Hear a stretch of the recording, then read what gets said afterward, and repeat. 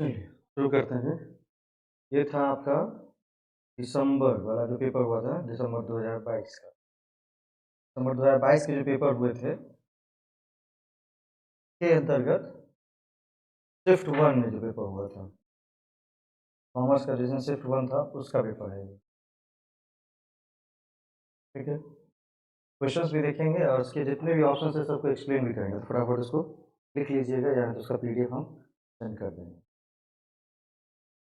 ये सबसे पहला ये क्वेश्चन यहाँ लिखा हुआ, which one of the following not tariff barriers to adequately addressed by India why signing FTA with any country has potential to import fruits, vegetables and other plant based product from India।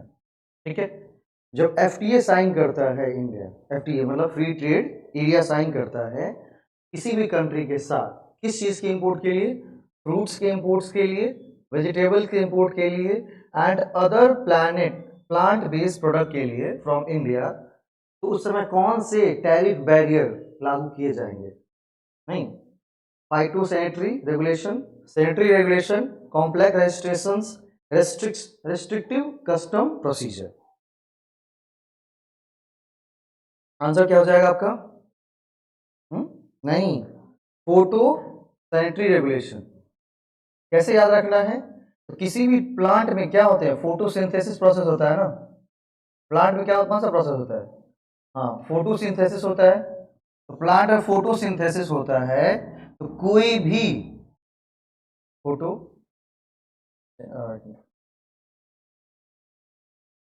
Photosynthesis,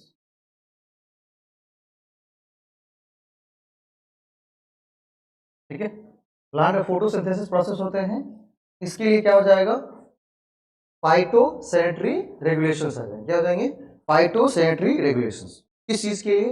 जब कभी fruits की बात होगी, vegetables की बात होगी and other plant based product from India की बात होगी इंपोर्ट करने के लिए, उस समय जो नॉन टैरिफ बैरियर लगा जाएगा वो क्या हो जाएगा? Phyto sanitary regulations. ठीक है, फाइटो सैनिटरी रेगुलेशन कब होगी? जब import fruit vegetable and other plant. दूसरे आपके कौन से? Sanitary regulations. कौन सा रेगुलेशन? Sanitary regulations. जब ह्यूमन हेल्थ की बात होगी, जब ह्यूमन हेल्थ की बात होगी, नहीं, इंपोर्ट्स में जब ये चीज कंसिडर किया, क्या क्या किया जाता है? Human health. क्या क्या कंसिडर किया जाता है? Human health, animal health, human health, animal health, animal health, तो उस समय क्या आ जाएंगे आपके? Sanitary regulations. ठीक है, देखिए इसको ले चलते हैं, काट कर वहां पर नोट्स में ले चलते हैं।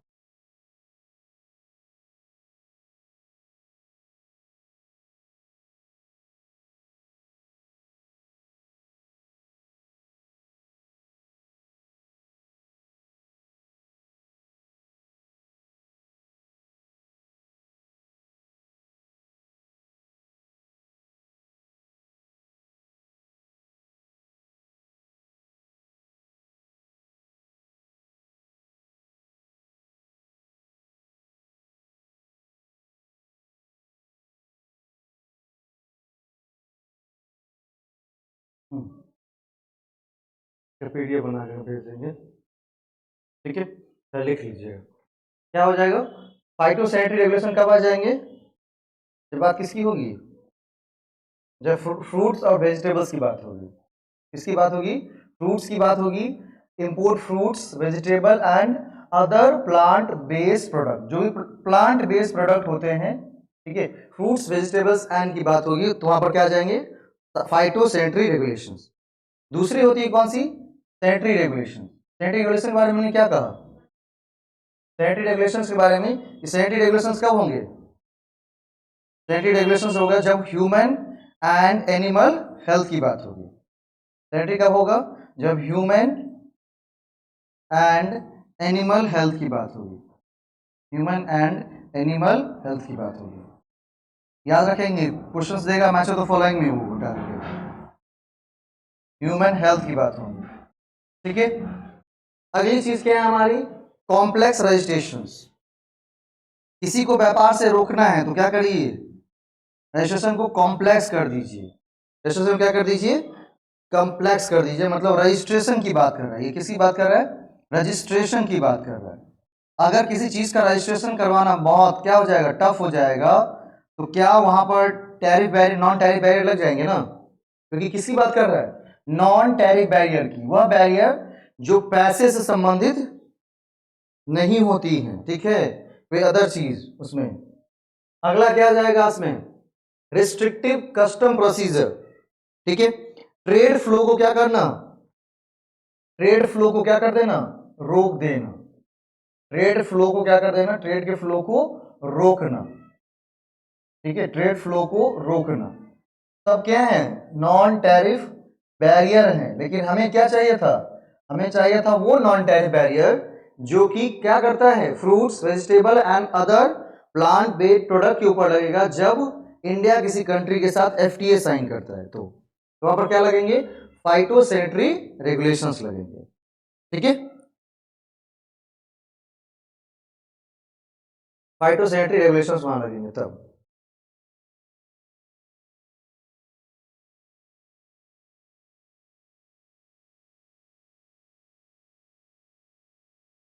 फिर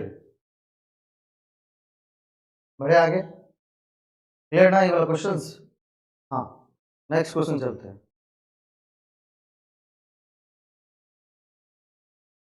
अगला क्वेश्चन है आपका इंटरनेशनल ट्रेड थ्योरी से। According to Heckscher Ohlin theory which of the following statement is correct.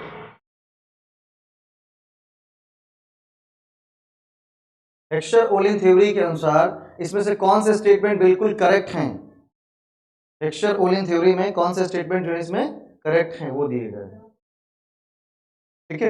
Heckscher Olin ने क्या कहा था वहां पर,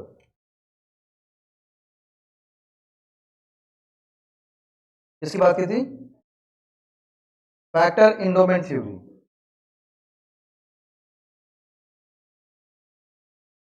फैक्टर इंडोमेंट थ्योरी, ठीक है,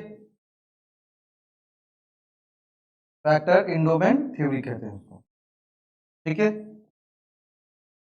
क्या कहा था उन्होंने कि भाई देखिए दो तरह के प्रोडक्ट आप बना सकते हैं, कौन कौन तरह की, दो तरह के प्रोडक्ट हमारे पास कोई भी कंट्री चाहती है बनाए। एक प्रोडक्ट होती है कैसी, कैपिटल इंटेंसिव गुड्स, वह गुड्स जिसको या सर्विस जिसके लिए ज्यादा कैपिटल की जरूरत है, उसे कहेंगे कैपिटल इंटेंसिव गुड्स। और दूसरा क्या होगा, लेबर इंटेंसिव गुड्स, ठीक है, लेबर इंटेंसिव गुड्स।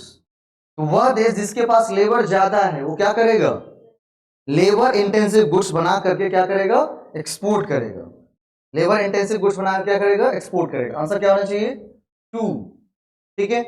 दूसरा ये भी सही है इसमें, trade should take place among countries that have great difference in their factor endowment. दो चीजों के बारे में बात करी थी कि फैक्टर इंडोमेंट, आप ये देख लीजिए कि क्या करना है, कैपिटल इंटेंसिव गुड्स बनाने हैं या लेबर इंटेंसिव गुड्स बनाने हैं। अगर आपके पास लेबर ज्यादा है तो क्या करना चाहिए, लेबर इंटेंसिव गुड्स ज्यादा बनाइए, ठीक है, और उसको एक्सपोर्ट करिए। अगर आपके पास कैपिटल ज्यादा है तो कैपिटल इंटेंसिव गुड्स बना करके करिए, एक्सपोर्ट करिए, क्लियर। चलिए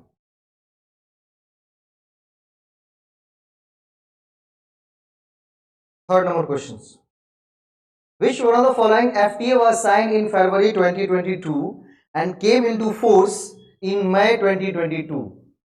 फरवरी 2022 में साइन हुआ था एफटीए इन, और मई 2022 में लागू भी हुआ है, इसमें से वो कौन है, ठीक है। सबसे पहला जो हमारा दिया हुआ है इसमें कौन सा, AIECTA, Indian Australia economic corporation and trade agreement, India UAE comprehensive economic partnership agreement CEPA, ठीक है। सीधा कहां से क्वेश्चन उठ के आया है, रीजनल इकोनॉमिक इंटीग्रेशन से, रीजनल इकोनॉमिक इंटीग्रेशन से, ठीक, रीजनल इकोनॉमिक इंटीग्रेशन। और रीजनल इकोनॉमिक इंटीग्रेशन से कैसे क्वेश्चन पूछ रहा है भाई, सीधा सीधा क्वेश्चन नहीं पूछ रहा है, हाँ, तो जो चेंज चेंज की बात कर रही है सरकार, वो चेंज यही है, ठीक है। अब क्या करते हैं, जो भी हमारा टॉपिक है उससे रिलेटेड जो भी करंट अफेयर्स है क्या करना है, उसको रीड आउट अच्छे से करना है। जो चेंज की बात हो रही है, चेंज क्या होंगे, यही रीजनल इकोनॉमिक इंटीग्रेशन के ऊपर एक करंट अफेयर से क्वेश्चन निकाल के डाल दिया होता है, क्योंकि हमारा टॉपिक है इंटरनेशनल बिजनेस का महत्वपूर्ण, कि भाई इन चारों क्या करना है, एफटीए में से कौन से एफटीए फरवरी 2022 में साइन हुए हैं और मई 2020 में क्या हुआ, 22 में क्या हुए हैं, लागू हुए हैं। तो इसका नाम है इंडिया, ये वाला बी नाम है इंडिया। हाँ, इंडिया किसके बीच साइन हुआ है, इंडिया और यूएई के बीच साइन हुआ है। किसके बीच, यूएई, संयुक्त अरब अमीरेट्स। इंडिया और यूएई के बीच जो साइन हुआ है, ऑप्शन नंबर 2 वो हमारा क्या है, राइट आंसर है। ठीक है, इंडिया और यूएई के बीच साइन हुआ है। ठीक है, चलिए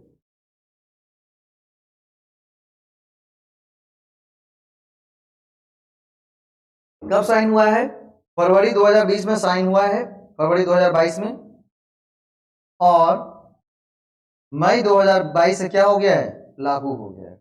एफटीए तो जानते ही है ना, फ्री ट्रेड अग्रीमेंट। ये क्या था, एक एफटीए था, फ्री ट्रेड अग्रीमेंट था, किसके बीच, इंडिया और यूएई के बीच में। ठीक है, कि प्रोडक्ट्स के ऊपर हम क्या करेंगे, टैरिफ और नॉन टैरिफ बैरियर्स को क्या करेंगे, हटाएंगे। ठीक है, चलिए दूसरी बात है किसकी, दूसरी बात है आपकी AIECTA, AIECTA, उसका फुल फॉर्म है, हाँ, AIECTA, बोला India economic corporation of trade agreement. किसके बीच साइन हुआ है, ऑस्ट्रेलिया और इंडिया के बीच में। यहां से उसका फुल फॉर्म दिया हुआ है, यहां से इसमें ब्रैकेट में नहीं दिया, फुल फॉर्म दिया हुआ है यहां से। ठीक है, Australia India economic corporation and trade agreement. ठीक है, ये भी क्या है, एक प्रकार का एफटीए है। ये क्या है, एक प्रकार का एफटीए है, फ्री ट्रेड अग्रीमेंट है। किसके बीच, इंडिया और ऑस्ट्रेलिया के बीच। किसके बीच, इंडिया और ऑस्ट्रेलिया के बीच। कब साइन हुए थे, अप्रैल 2022, अप्रैल 2022, और लागू हुए हैं, हाँ, दिसंबर 2022। इसीलिए कंफ्यूजन करने के लिए क्वेश्चन दे दिया था, दोनों दिसंबर 2022 में ही लागू हुए हैं। सर नहीं, ये तो मई में हुए थे सर। ठीक है, इंडिया ऑस्ट्रेलिया वाला कब, 2 अप्रैल 2022 और दिसंबर 2022। चलिए अगली कौन सी है, तीसरी, India Nepal treaty of trade. India Nepal, IN लिख देता हूं मैं, India Nepal treaty of trade, INTT, India Nepal treaty of trade. ये कोई एफटीए नहीं है, बल्कि बाइलेटरल ट्रेड एग्रीमेंट है। बाइलेटरल ट्रेड एग्रीमेंट जानते हैं ना, बाइलेटरल का मतलब होता है दो तरफा। ठीक है, दो तरफा किया गया समझौता। ठीक है, बाइलेटरल ट्रेड एग्रीमेंट। ठीक है, कब हुआ था साइन, भारत के बीच में, अक्टूबर 2009 में। कब आया था ये, अक्टूबर 2009 में। ठीक है, क्या कहा था इस पर, कि क्या करेंगे, जो हमारे नेपाली प्रोडक्ट्स हैं, नेपाल से बन के जाएंगे, उस पर ड्यूटी फ्री करेगा इंडिया। ठीक है, ड्यूटी फ्री करेगा इंडिया। ठीक है, ताकि नेपाल क्या कर सके, व्यापार कर सके इंडिया के साथ मिलकर के। अगला है हमारा कौन सा, इंडिया सिंगापुर। ठीक है, CAPA। ठीक है, India Singapore comprehensive economic cooperation agreement, CECA।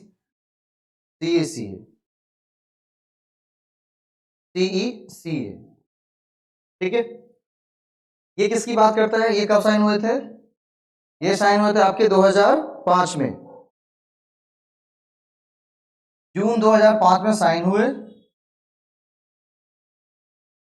और लागू कब हुए, लागू हुए थे आपके 1 अगस्त 2005 से, 1 अगस्त 2005 से लागू हुए थे। ठीक है, ये भी क्या है, एक एफटीए ही है, फ्री ट्रेड अग्रीमेंट ही है। इसमें 3 ऑप्शंस फ्री ट्रेड एग्रीमेंट का है, और बाकी एक एग्रीमेंट क्या है, बायलैटरल ट्रेड एग्रीमेंट है, ठीक है। एफटीए और बीटीए में अंतर होती है, ठीक है। बीटीए का मतलब बायलैटरल ट्रेड एग्रीमेंट, कुछ प्रोडक्ट्स के लिए हम क्या कर लिए, ट्रेड एग्रीमेंट कर लिए कि भाई आप हमारे वस्तु को जाने देंगे, आप हमें व्यापार करने देंगे।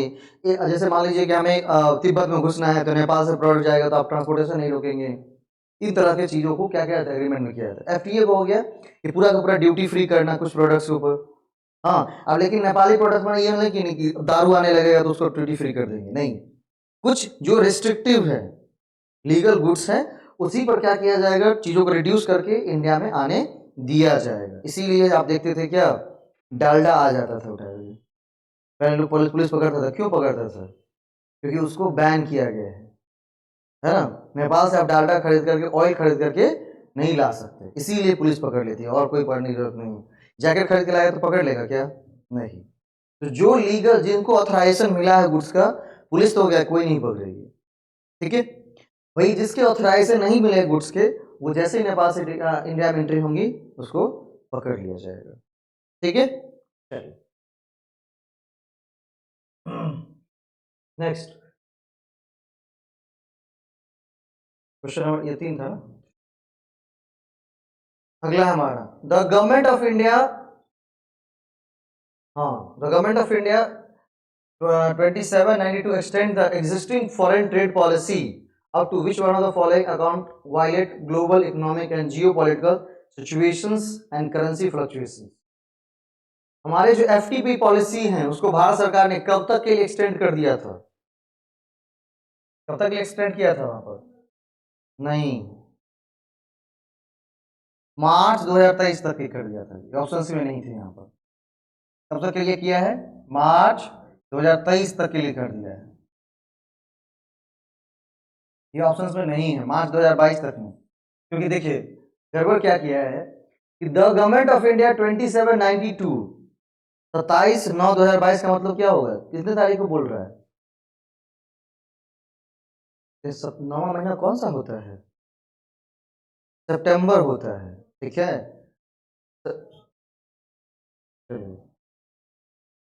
27/9/2022 कब होता है, 27/9/2022 का मतलब है कि हम बात किसकी कर रहे हैं, सितंबर महीने की बात कर रहे हैं। किसकी बात कर रहे हैं, सितंबर महीने की बात कर रहे हैं, किसमें, 2022 में। कोई चीज सितंबर 2022 में घोषणा हो रहा है, कब तक के लिए, मार्च 2022 तक के लिए, ठीक है ना। और कोई भी पॉलिसी जो लागू होती है कब होती है, फाइनेंशियल ईयर में लागू होती है। फाइनेंशियल ईयर कब एंड होता है, मार्च 31 मार्च 2023। तो कब तक के लिए बढ़ा दिया गया था, 31 मार्च 2023, ठीक है। अभी तक 2015 से 20 वाली पॉलिसी ही फॉलो हो रही है, नई बनी नहीं है, ठीक है। चलिए, अभी भी पुराना वाला ही सारा कुछ है, जिसके नोट्स में आपके सारे दिए हुए हैं पॉइंट्स, तो पढ़ लेंगे उसको। चलिए अगला है हमारा, which one of the following Indian accounting standard related to the effects of change in foreign exchange rate. इसमें से कौन से Indian accounting standard, Ind AS, Ind AS का मतलब इंडियन अकाउंटिंग स्टैंडर्ड होगा ना। इंड एएस का मतलब क्या होता है, Indian accounting standard. Indian accounting standard में कौन सा स्टैंडर्ड फॉरेन एक्सचेंज रेट से क्या होता है, रिलेट करता है। इसका आंसर क्या हो जाएगा, वैसे आंसर क्या होंगे, आंसर होंगे Indian accounting standard 21, Ind AS 21, Ind AS 21 किसकी बात करेगा, फॉरेन एक्सचेंज रेट का। किसकी बात करेगा, फॉरेन एक्सचेंज रेट की बात करेगा, क्लियर, ठीक है। उसके सिवा और भी कुछ नए नए पॉइंट लिखे गए हैं, कौन से लिखे गए हैं, इंड एएस 115 या इंड एएस 21, सॉरी 19 किसकी बात करता है, एम्प्लॉय बेनिफिट की बात करता है। किसकी बात करता है, एम्प्लॉय बेनिफिट की बात करता है, एम्प्लॉय बेनिफिट की बात करेगा, एम्प्लॉय बेनिफिट्स की बात करेगा कौन, एम्प्लॉय बेनिफिट्स की बात कौन करेगा, इंड एएस 19, ठीक है।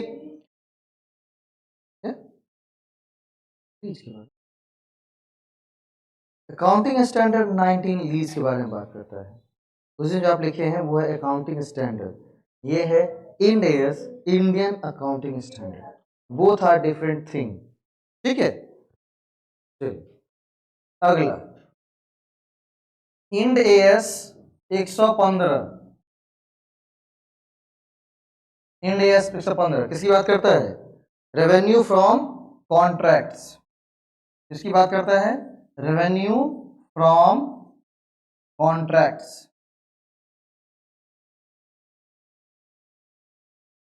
एक बार बस मिला लीजिएगा कहीं पर कंफर्मेशन के लिए। और Indian accounting standard 103, end S 103 किसकी बात करता है? बात करता है बिजनेस की बात करता है, बिजनेस कॉम्बिनेशन की बात करता है। किसकी बात करता है? बिजनेस कॉम्बिनेशन की बात करता है, बिजनेस कॉम्बिनेशंस की बात करता है। कौन? आपके इंड एस 103। ठीक है, चलिए पीडीएफ जाएगा, कोई बात नहीं, बस देखते रहिए, लिखने की जरूरत नहीं है, हमसे घर पे भी आराम से बैठ कर लिख सकते हैं। पीडीएफ ग्रुप में मैं भेज दूंगा, आप लोग लिखने नहीं पड़ेंगे, बिल्कुल भी मेहनत नहीं करनी, आराम कर रहे हैं। चलिए नेक्स्ट, अगली बात करता क्या? Policy of playing safe followed by the accountant is based on which one of the following concepts. जितने भी दिए गए सब क्या है? सब आपके पास क्या है? सब आपके पास अकाउंटिंग कॉन्सेप्ट्स हैं। इन सभी कॉन्सेप्ट्स में से वो कॉन्सेप्ट बताइए जो कहता है अकाउंटेंट को क्या करना चाहिए? प्लेइंग सेफ, सेफ प्ले करना चाहिए। ठीक है, कौन सा आ जाएगा? ठीक है, पहला डुअल एस्पेक्ट क्या कहता है हमारा? ये जो डुअल एस्पेक्ट वाला वो क्या है? डुअल एस्पेक्ट किसकी बात करता है? डुअल एस्पेक्ट बात करता है double entry system of book keeping, double entry system. नहीं, कहता है कि कोई भी लेन देन क्या करता है? दो अकाउंट को एक साथ अफेक्ट करता है। ठीक है, दो अकाउंट को एक साथ अफेक्ट करता है। जैसे एग्जांपल, हमने क्या किया? परचेज किया मशीन, हमने क्या परचेज की है? मशीन परचेज की है, परचेज मशीन, हमने मशीन परचेज की है। तो यहां पर दो अकाउंट कौन कौन से अफेक्ट होंगे? फटाफट जल्दी जल्दी। परचेज मशीन, यहां पर दो अकाउंट्स अफेक्ट हो रहे हैं, कौन कौन सा? भाई मशीन परचेज किया है तो क्या होंगे? एसेट्स हमारे बढ़ गए हैं ना, एसेट्स क्या है हमारे? बढ़ गए हैं। कौन सा एसेट्स? Fix asset. मशीन क्या है? फिक्स एसेट्स है। फिक्स एसेट क्या हो गया है? बढ़ गया है। बाकी क्या घट गए हैं हमारे? वर्किंग कैपिटल या कैश, या तो आपके पास कैश होगा या वर्किंग कैपिटल से ही खरीदेंगे ना कोई चीज। ठीक है, वर्किंग कैपिटल या कैश क्या हो गया है? घट गया है। तो मतलब एक बढ़ेगा तो दूसरा निश्चित रूप से घटेगा, नहीं एक बढ़ा है इसमें और दूसरा से घटा है, तो क्या हो जाएगा? इसको कहते हैं डुअल एस्पेक्ट कंसेप्ट, कि कोई भी ट्रांजैक्शन दो चीजों को एक साथ अफेक्ट करती है। ठीक है, इसीलिए हम लिखते हैं कौन सा? इसी पर एक फॉर्मूला लिखा गया है। ठीक है, एसेट्स बराबर लायबिलिटीज प्लस कैपिटल, ये जो फॉर्मूला है वो इसी कॉन्सेप्ट को देख करके दिया गया है। क्लियर? हाँ, चलिए अगला है आपका conservation convention. Conservation convention, conservation convention किसकी बात करता है? ये प्लेइंग सेफ, कहता है अकाउंटेंट को कि भैया आगे क्या होगा किसी को नहीं पता है, इससे बढ़िया है क्या अभी प्लेइंग सेफ, सेफ प्ले करना चाहिए। ठीक है, कौन सा? कहता है कि देखो भाई लॉस प्रॉफिट क्या होगा, हम क्या बोल रहे हैं पहले सुनिए ध्यान से बेटा को, आप इंग्लिश में उसको पढ़े, हम हिंदी में पढ़े बेटा, मूर्ख आदमी, हम इतना ही पढ़े उसमें कि कहता है वहां पर अकाउंटेंट को कि भगवान क्या होगा, नहीं एंटीसिपेटेड लॉस, भाई प्रॉफिट को क्या करो? एंटीसिपेटेड प्रॉफिट को भले ही तुम एस्टिमेट करो ना करो, लॉस को जरूर एस्टिमेट कर लेना चाहिए, यही है ना, उसको कहते हैं प्लेइंग सेफ। क्या कहते हैं उसको? Playing safe. ठीक है, आगे क्या होगा पता नहीं, प्रॉफिट होंगी नहीं होंगी, लेकिन तुम्हें क्या करना चाहिए, लॉस को जरूर एंटीसिपेट कर लेना चाहिए, यही लिखा हुआ है ना नोट्स में। अगला है मनी मेजरमेंट कंसेप्ट। क्या बोलता है? Money measurement concept. ठीक है, क्या करना है, उन चीजों रिकॉर्ड करना है तभी जब वो क्या होगा, किसी चीज को रिकॉर्ड करना है जब वो मॉनेटरी टर्म्स में क्या हो रहे हैं, क्वांटिफाई हो रहे हैं। क्या हो रहे हो? मॉनेटरी टर्म में क्वांटिफाई हो रहे हो, इन चीजों को क्या करना है, कंसीडर करना है। मॉनेटरी टर्म में क्वांटिफाई होने चाहिए उसी चीजों को। अगर मॉनेटरी टर्म में क्वांटिफाई नहीं हो रहा है तो क्या करेंगे, रिकॉर्ड नहीं करेंगे। मनी मेजरमेंट कंसेप्ट, सबको मनी के फॉर्म में क्या करना है, मेजर करना है। मनी के टर्म में क्या करना है, उसको क्वांटिफाई करके देना है, लिखना है। ठीक है, चलिए अगला क्या है, रियलाइजेशन कंसेप्ट। क्या कहते हैं, रियलाइजेशन कंसेप्ट। कहता है कि रेवेन्यू को रिकॉग्नाइज कर लेंगे जब वो रियलाइज हो जाएगा। REVENUE होता है ना, रेवेन्यू को क्या करेंगे, रिकॉग्नाइज करेंगे। कब? रेवेन्यू को रिकॉग्नाइज किया जाएगा जब वो रियलाइज्ड हो जाएंगे। कब हो जाएंगे, रियलाइज्ड। कब हो जाएंगे, रियलाइज्ड हो जाएंगे। अब इसका मतलब क्या,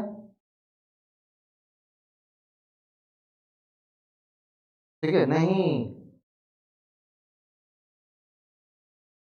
जैसे हमने किसी को सेल किया, सेल्स किया किसी को, ठीक है, हमने सेल्स में एंट्री की, भले वो सामान उसको मिला या नहीं मिला, हम क्या कर लेंगे, उसको रिकॉर्ड कर लेंगे कि यहां से पैसा तो आना ही है। ठीक है, उसको कहते हैं रेवेन्यू रिकॉग्नाइज जब वो रियलाइज हो जाए। क्या बोले, जैसे ही रियलाइज हुए काम हो जाएगा। ठीक है, मनी मेजरमेंट में क्या हो जाएंगे, चलिए दोनों में सही सही बता रहे हैं, गलत बता रहे हैं, सो बताइए। सही बता रहे हैं पक्का, 100%। हम्म, भाई रेवेन्यू रिकॉग्नाइजेशन और मनी मेजरमेंट कंसेप्ट में क्या होता है दोनों में, कि जब रेवेन्यू का कब रियलाइज, जब जैसे ही सेल्स किया उसको मिले तो क्या कर लेंगे, उसको रिकॉर्ड कर लिया जाएगा। ठीक है, इसके बाद क्या, रिकॉर्ड मॉनेटरी टर्म्स, जब मॉनेटरी टर्म से क्वांटिफाई करता हो तो क्या करेंगे, मनी मेजरमेंट कंसेप्ट। ठीक है, हाँ। नेक्स्ट क्वेश्चन नंबर 7 में ये आ रहा है कैलकुलेशन वाले क्वेश्चन। चलिए आने वाले समय में इन क्वेश्चंस को ज्यादा देखा जाएगा, कैलकुलेशंस को।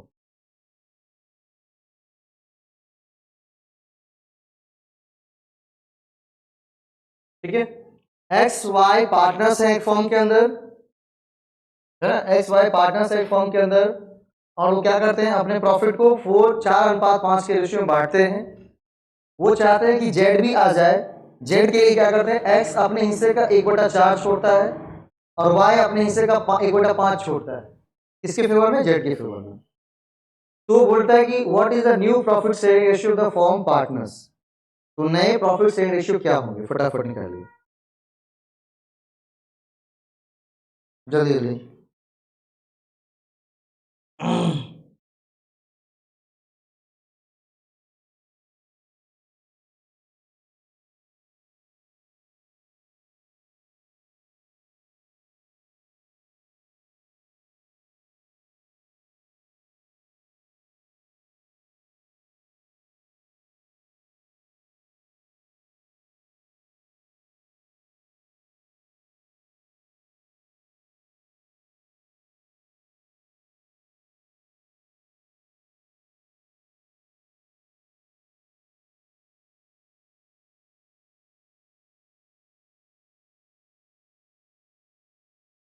रिलाइजेशन कंसेप्ट में क्या कर देंगे, रिलाइजेशन का मतलब लिखें कब, सेल्स करने के बाद पैसा जब मिलेगा तब।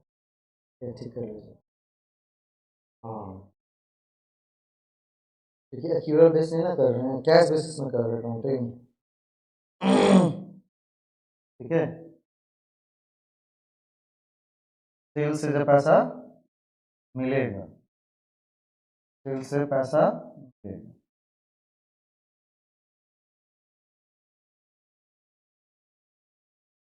हिंदी में लिख देते हैं तो पैसा सही में मिल जाएगा तब।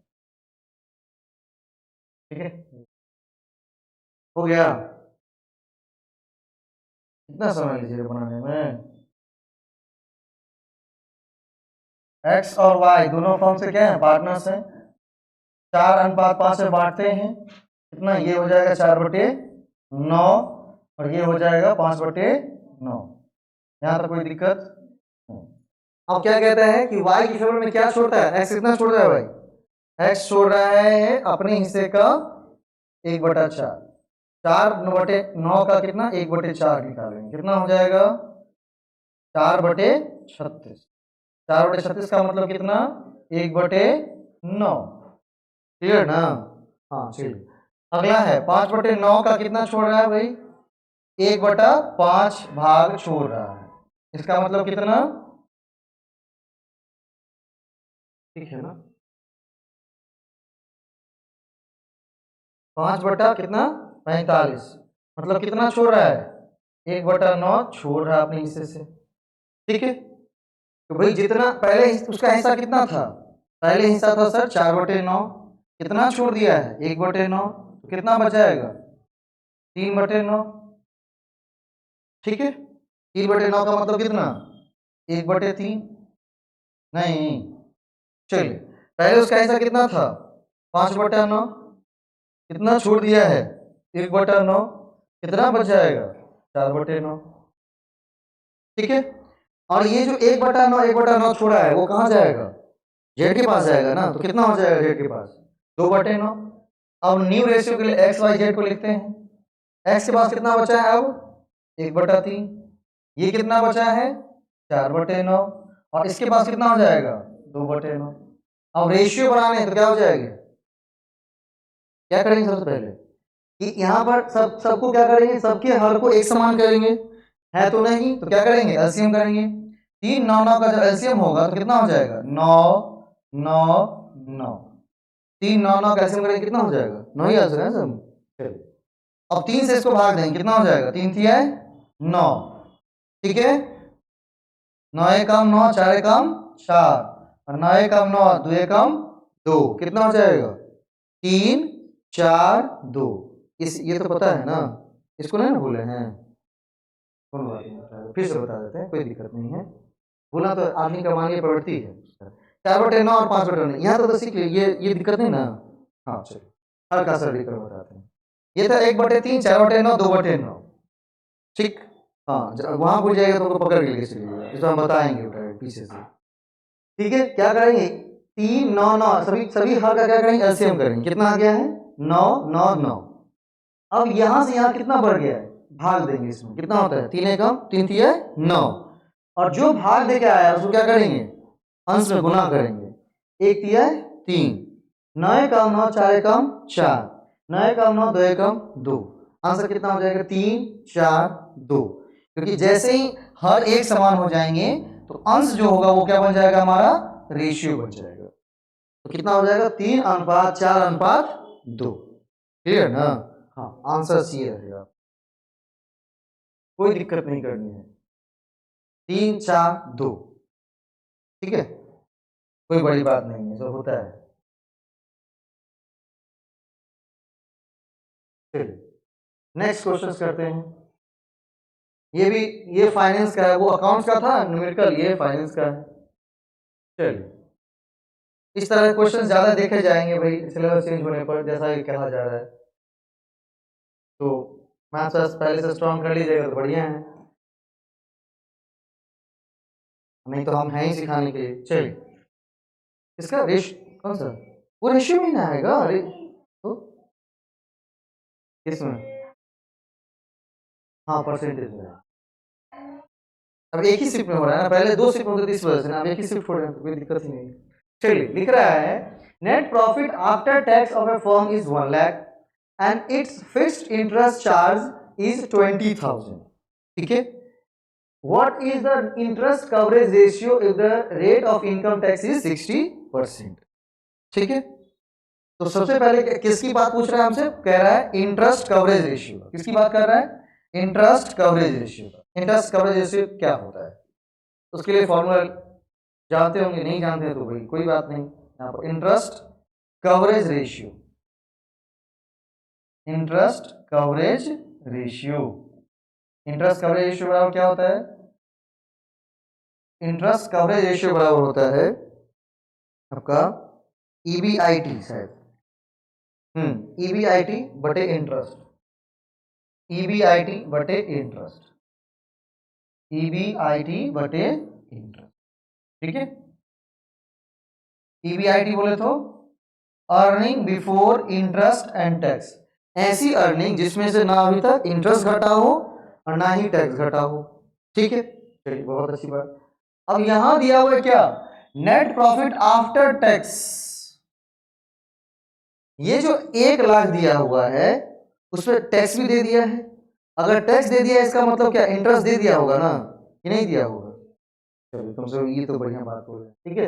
इंटरेस्ट दे दिया होगा क्योंकि इंटरेस्ट देने के बाद ही क्या किया जाता है?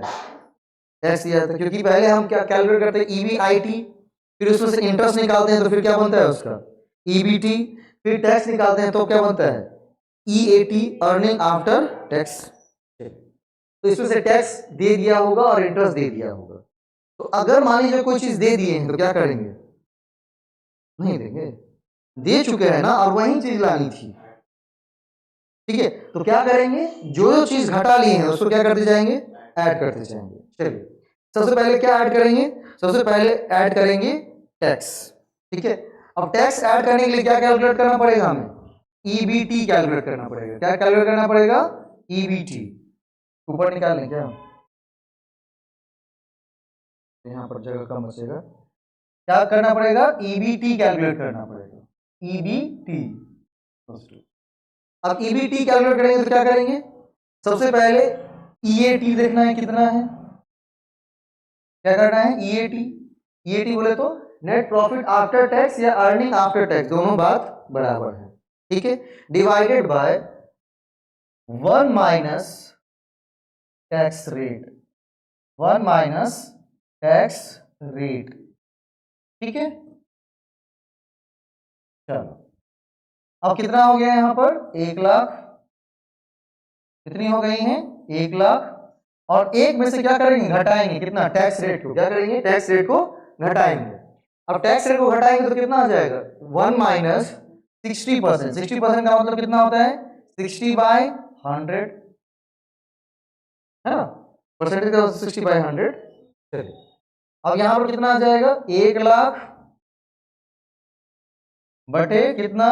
1 माइनस 0.60। ये कैसे आया पता है ना? 2 जीरो हटाएंगे तो क्या करेंगे? ऊपर 2 अंक के बाद दशमलव लगाना पड़ेगा। और एक में से 0.60 घटाएंगे कितना हो जाएगा? 1 लाख बटे 0.40, ठीक है। अब क्या करना पड़ेगा? दशमलव यहां से हटाना पड़ेगा। दशमलव हटाएंगे तो क्या करेंगे? 2 जीरो और डालेंगे और 40 से जब डिवाइड करेंगे कितना हो जाएगा? 2.5 लाख। कितना आ जाएगा? 2.5 लाख, ठीक है। तो अगर टैक्स नहीं दिए होते तो क्या होता? हमारा इनकम कितना था? 2.5 लाख रुपए। अब इसमें क्या चीज जोड़ना है? ईबीआईटी ना चाहिए हमें। अभी क्या है आपका? ईबीटी है। चाहिए क्या आपको? ईबीआईटी। चलिए अब ईबीआईटी चाहिए तो क्या करेंगे? इंटरेस्ट इसमें क्या करेंगे? जोड़ देंगे भाई। टैक्स तो जोड़ चुके हैं अब, है ना। इंटरेस्ट जोड़ना बाकी है। इंटरेस्ट, ठीक है। इंटरेस्ट जोड़ना बाकी है, ठीक है। क्या हो जाएंगे? 2.5 लाख रुपए, 2,50,000 प्लस इंटरेस्ट कितना है हमारा? 20,000 है, 2,70,000 रुपए, ठीक है। ये आ गया आपका ईबीआईटी, ठीक है। अब ईबीआईटी की जगह पर 2,70,000 लिख दीजिए। कितना आ जाएगा? 2,70,000 डिवाइडेड बाय कितना? इंटरेस्ट कितना है हमारा? 20,000 ना। चलिए दोनों को काटेंगे कितना हो जाएगा? 4 हो गया, 27/2 तो कितना हो जाएगा? 13.5, 13.5 है आंसर। 13.5 टाइम्स, ठीक है। तो इसके लिए क्या करना है, सबसे पहले क्या पढ़ना है, जोड़ी।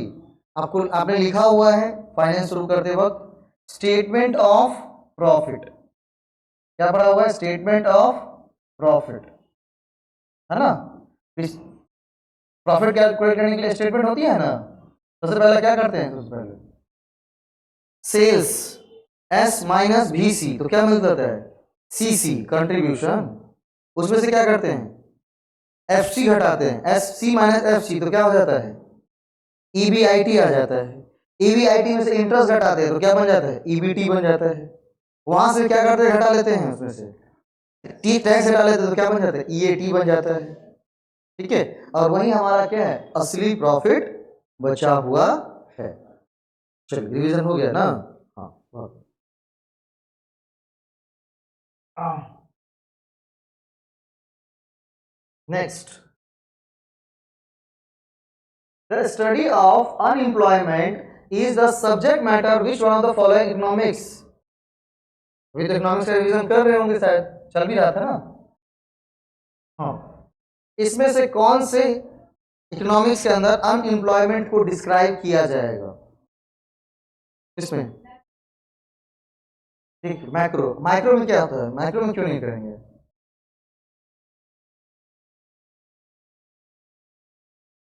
देखिए मैक्रो का मतलब है,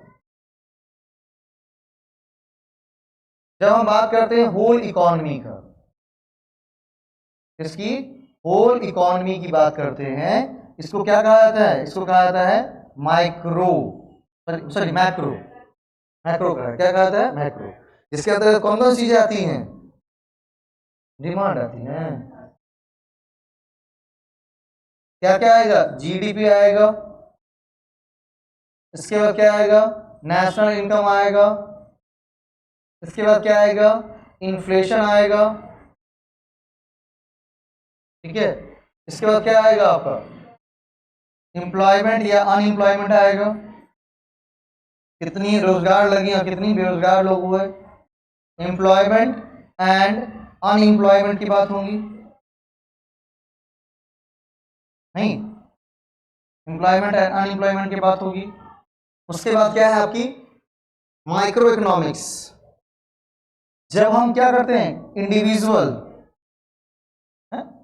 इंडिविजुअल किसी फर्म का, किसी मार्केट का स्टडी करते हैं, है ना, किसी फर्म का किसी मार्केट का स्टडी करते हैं, तो वो क्या क्या कहलाता है हमारा, वो कहलाता है हमारा माइक्रो इकोनॉमिक्स। ठीक है, इसकी बात क्या है, नॉर्मेटिव, इसकी बात है नॉर्मेटिव, किसी नॉर्म्स के बारे में बात करेंगे, किसी नॉर्म्स के बारे में बात करेंगे। ये नॉर्म्स किससे संबंधित होगा, तो नॉर्म्स से संबंधित बात करेंगे, जो क्या किन चीजों को मेजर करेगा, नॉर्म्स,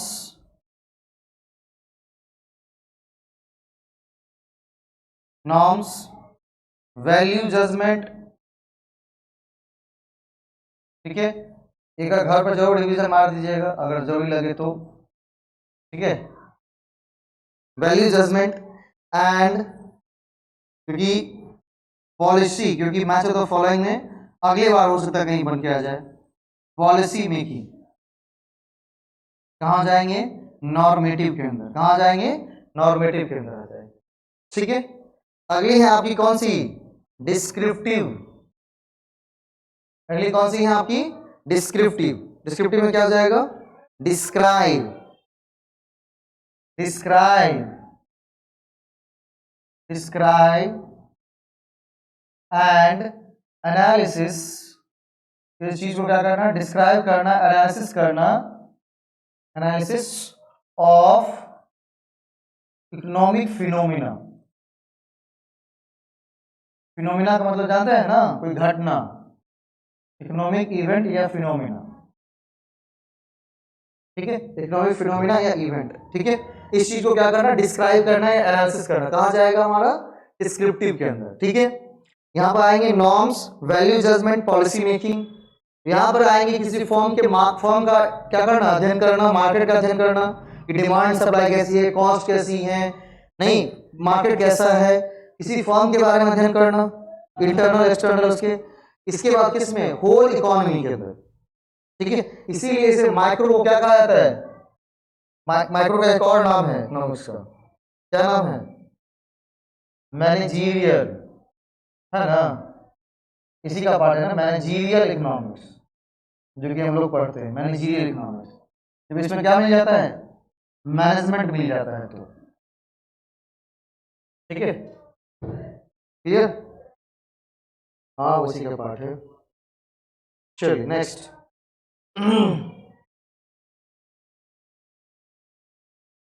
नेक्स्ट क्वेश्चंस। 10वां, which one of the following commodity has most inelastic demand, इसमें से कौन सी ऐसी कमोडिटी है जिसका डिमांड इनइलास्टिक होता है। इनइलास्टिक का मतलब तो जानते ही हैं, क्या इलास्टिक का मतलब क्या, ठीक है, सिगरेट, सोप, आइसक्रीम, सॉल्ट। अगर मान लीजिए कि भाई पियर साबुन का दाम बढ़ जाएगा तो हम क्या करेंगे, लाइफबॉय लगा लेंगे। लाइफबॉय का दाम बढ़ जाएगा तो 2 दिन नहीं लगाएंगे, ठीक है, बिना साबुन लगाए भी लोग सुंदर दिख सकते हैं, है ना। जैसे कल गए थे वहां पर तो बोला कि सर आप बहुत सुंदर दिखते हैं, बोला अच्छा ठीक है, साबुन नहीं लगाती इस वजह से क्योंकि वो केमिकल है और ज्यादा क्या करेगा, चेहरे को खराब करेगा, कम लगाएंगे। उसके बाद आइसक्रीम, भाई स्ट्रॉबेरी नहीं है तो वेनिला ले लेंगे, वेनिला नहीं है तो मैंगो ले लेंगे। तो कहता है कि इनइलास्टिक डिमांड क्या होता है, बोलता है कि कोई भी चीज जिसका अगर मान लीजिए सब्स्टिट्यूट है, ठीक है, जिसका कोई सब्स्टिट्यूट होता है तो वो क्या होती है, इलास्टिक होती है। क्या होती है, इलास्टिक। जिसका कोई सब्स्टिट्यूट नहीं है, ठीक है, जिसका कोई सब्स्टिट्यूट नहीं है, इलास्टिक डिमांड क्या होता है, ऐसी वस्तुएं जिसका कोई भी क्लोज सब्स्टिट्यूट है ही नहीं और वो बेसिक नेसेसिटी में आता है। किसमें आता है, बेसिक नेसेसिटी में। बेसिक गुड्स है, नेसेसिटी है भाई, क्या है, नेसेसिटी है, बिल्कुल बेसिक है, नेसेसिटी है, बिल्कुल, है ना, इसके बिना काम चलने वाला नहीं है और इसका कोई भी क्लोज सब्स्टिट्यूट नहीं है क्या, अगर नमक नहीं चीनी डाल देते हैं चल जाएगा काम, नहीं, क्लोज सब्स्टिट्यूट इसका नहीं है। तो वो वस्तु है जिसका कोई क्लोज सब्स्टिट्यूट नहीं हो और क्या हो, जो बिल्कुल नेसेसिटी में आती हो, वो क्या हो रहेंगी, इनइलास्टिक रहेंगी। यहां पर हम क्या जोड़ सकते हैं, आपका मेडिसिन भी जोड़ सकते हैं, क्या, ठीक है। ऐसा तो नहीं कहेंगे कि दवा अभी महंगा होगा, कोई बात नहीं बाद में खरीद लेंगे, ठीक है। भाई सिगरेट महंगा हो जाएगा तो क्या कर लेगा, बीड़ी पी लेगा, है ना, ठीक। सोप महंगा हो जाएगा तो क्या नहीं लगाएगा, आइसक्रीम महंगा हो जाएगा तो क्या करेगा, बाद में खा लेंगे। लेकिन नमक और मेडिसिन कितनी महंगी हो जाए उसको कोई क्लोज सब्स्टिट्यूट उसका नहीं है। तो जिस वस्तु में कोई भी क्लोज सब्स्टिट्यूट नहीं हो या जो बेसिक नेसेसिटी में आती है वो इनइलास्टिक होती है, क्या होती है, इनइलास्टिक, ठीक है। उस पर प्राइस का कोई प्रभाव घटाना बढ़ाना नहीं।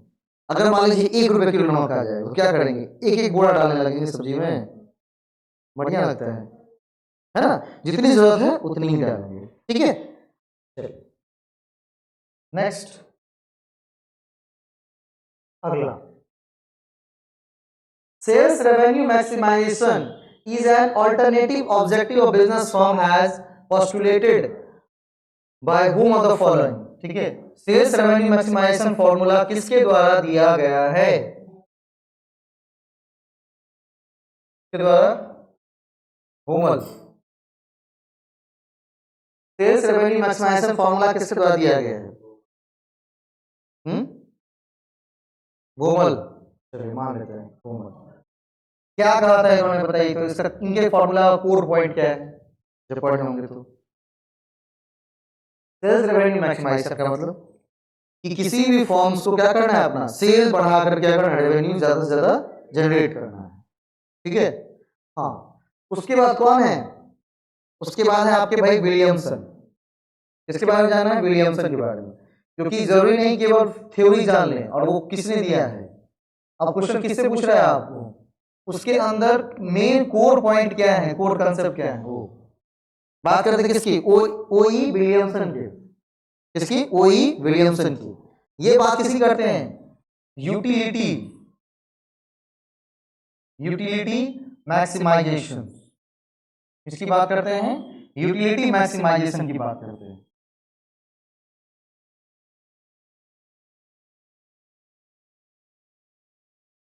यूटिलिटी मैक्सिमाइजेशन की बात करते हैं,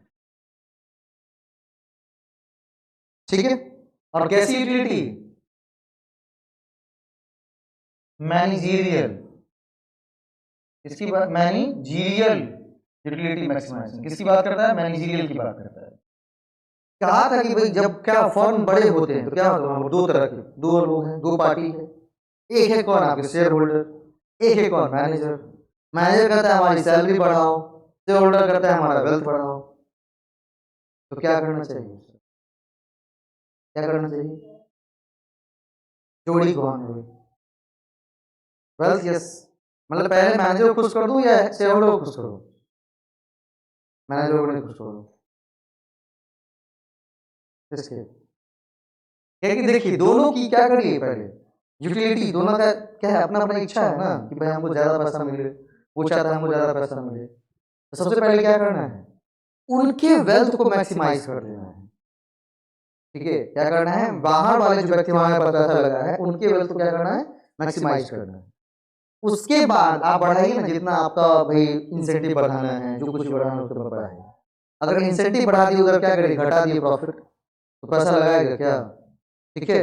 मैनेजर दूसरा बदल सकते हैं, तीसरा आ सकता है, नहीं रहेगा चलेगा, पैसा नहीं रहेगा तो बिजनेस, ठीक है।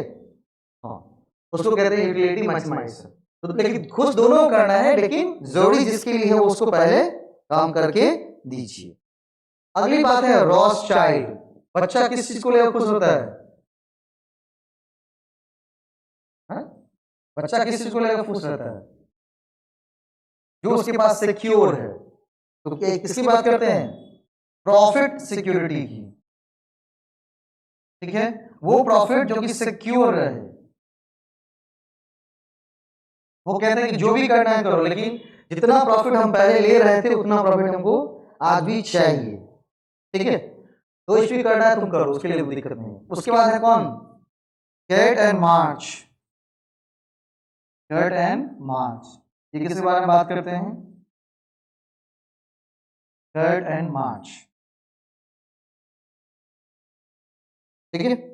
ये कहते हैं कि भाई हमें रिजल्ट नहीं चाहिए, ठीक है।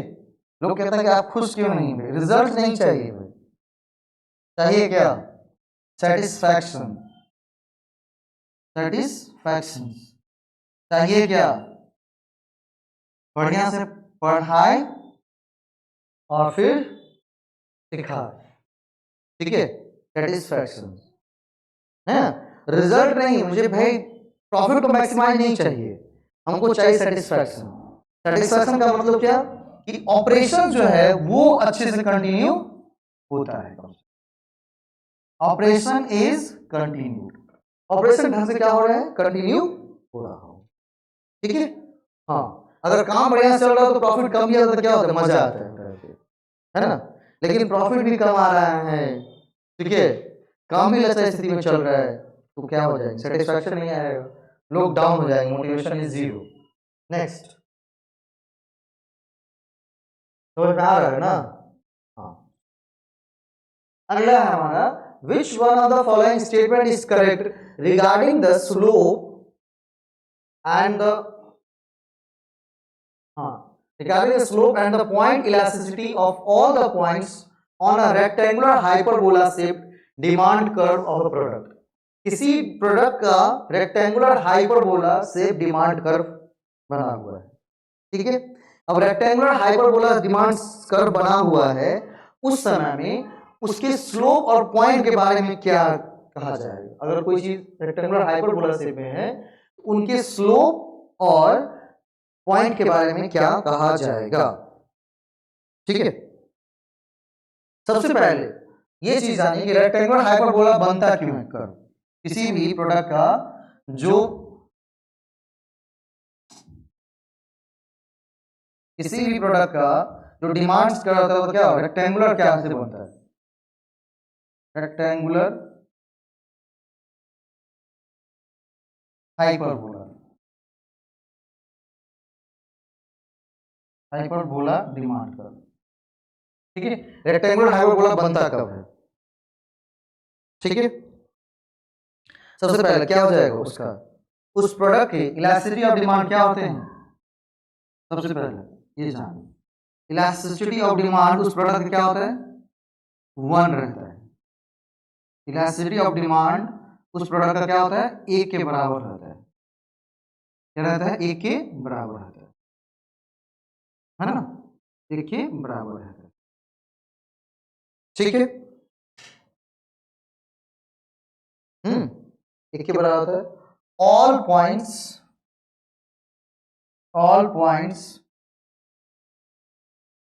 ऑफ डिमांड कर्व, ठीक है, उसके डिमांड कर्व के ऊपर, उसके डिमांड कर्व के ऊपर सभी पॉइंट्स क्या होते हैं?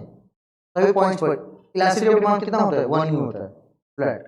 ठीक है, और दूसरा चीज क्या होता है इसमें? रेक्टेंगुलर एरिया, रेक्टेंगुलर एरिया जो बनेगा कहीं भी लिख लीजिए, रेक्टेंगुलर एरिया हमेशा इक्वल ही बनेगा। क्या बनेगा? रेक्टेंगुलर एरिया इक्वल ही बनेगा। इसमें एक और क्वेश्चन है जहां पूरा इसको और डिफाइन करेंगे। रेक्टेंगुलर एरिया क्या होगा? 1 ही बनेगा, उससे ज्यादा नहीं बनेंगे। ठीक,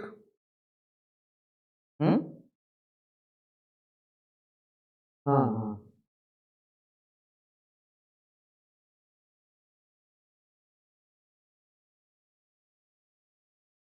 ठीक है, आंसर क्या हो जाएंगे हमारे?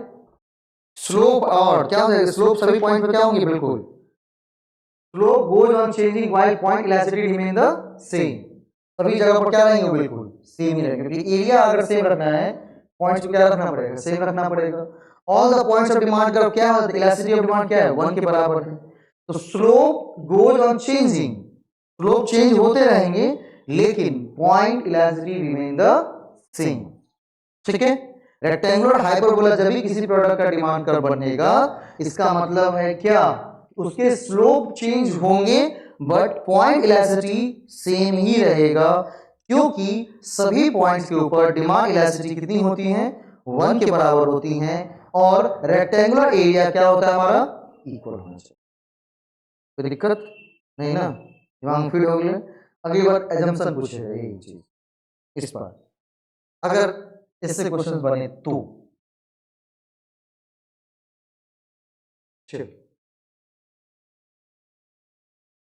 The current market price of a company, किसकी बात कर रहा है? Cost of capital. फाइनेंस में कॉस्ट ऑफ कैपिटल से क्वेश्चंस, और कैसा? Numerical question. 13वां नंबर क्वेश्चन से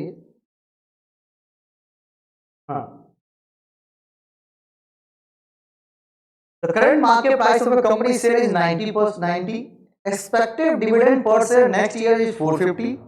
उसके बाद if the dividends are expected to grow at constant rate 8%, the shareholder required rate of return।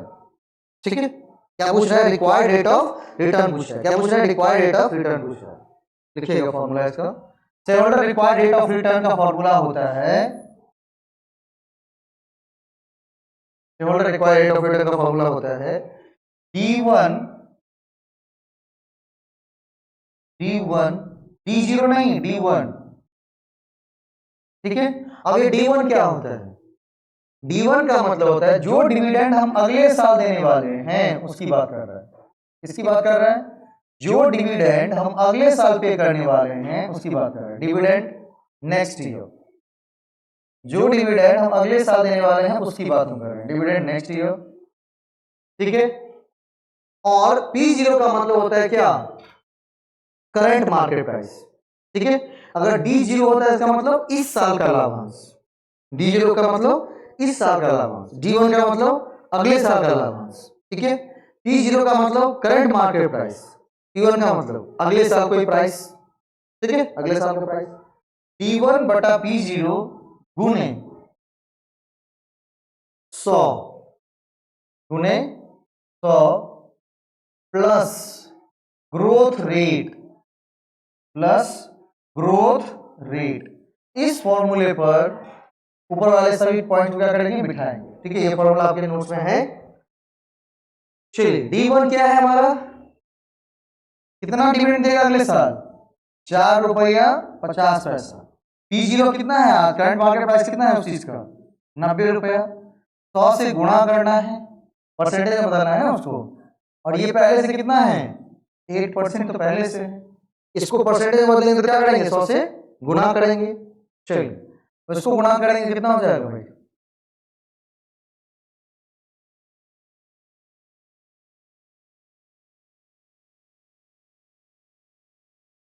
कितना हो जाएगा, लगभग 5, यहां से 5, लगभग क्या पूरा एग्जैक्ट, और यहां से कितना 8, टोटल कितना हो जाएगा 13%। कितना हो जाएगा 13%। ये हमारा हो जाएगा share holders required rate of return. ठीक है, नेक्स्ट।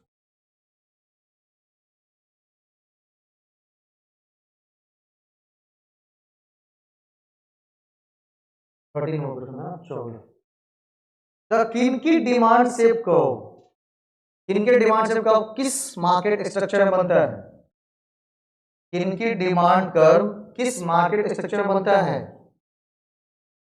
इसमें श्रद्धांजलि कहां बनता है भाई,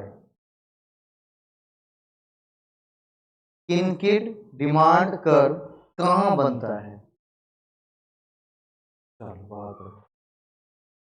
ठीक है, किनके डिमांड कर्व कहां बनता है, किस मार्केट में, ओलिगोपोली मार्केट में। कौन सा डिमांड कर्व बनता है, किनकी डिमांड कर्व। चलिए ये चारों के चार आपको क्या, चारों के चार क्या दिए गए हैं आपको, मार्केट स्ट्रक्चर दिए गए हैं। क्या दिए गए हैं, मार्केट स्ट्रक्चर। इकोनॉमिक्स का क्वेश्चन है यहां से, मार्केट स्ट्रक्चर। मार्केट स्ट्रक्चर की जब बात करेंगे तो हमने 4 प्रकार के मार्केट स्ट्रक्चर का अध्ययन किया है। कौन कौन सा, कौन कौन सा, परफेक्ट कंपटीशन, ये बोलने से याद हो जाएगा भाई। ठीक है, परफेक्ट कंपटीशन, परफेक्ट कंपटीशन। और क्या पढ़ा है, ठीक है। उसके बाद मोनोपोली, मोनोपोली, ठीक है। उसके बाद क्या पढ़ा है, मोनोपोलिस्टिक और ओलिगोपोली। कौन सी, मोनोपोलिस्टिक, मोनोपोलिस्टिक। और चौथी है आपकी कौन सी, चौथी है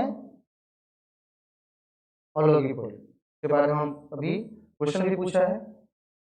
ठीक है, ओलिगोपोली।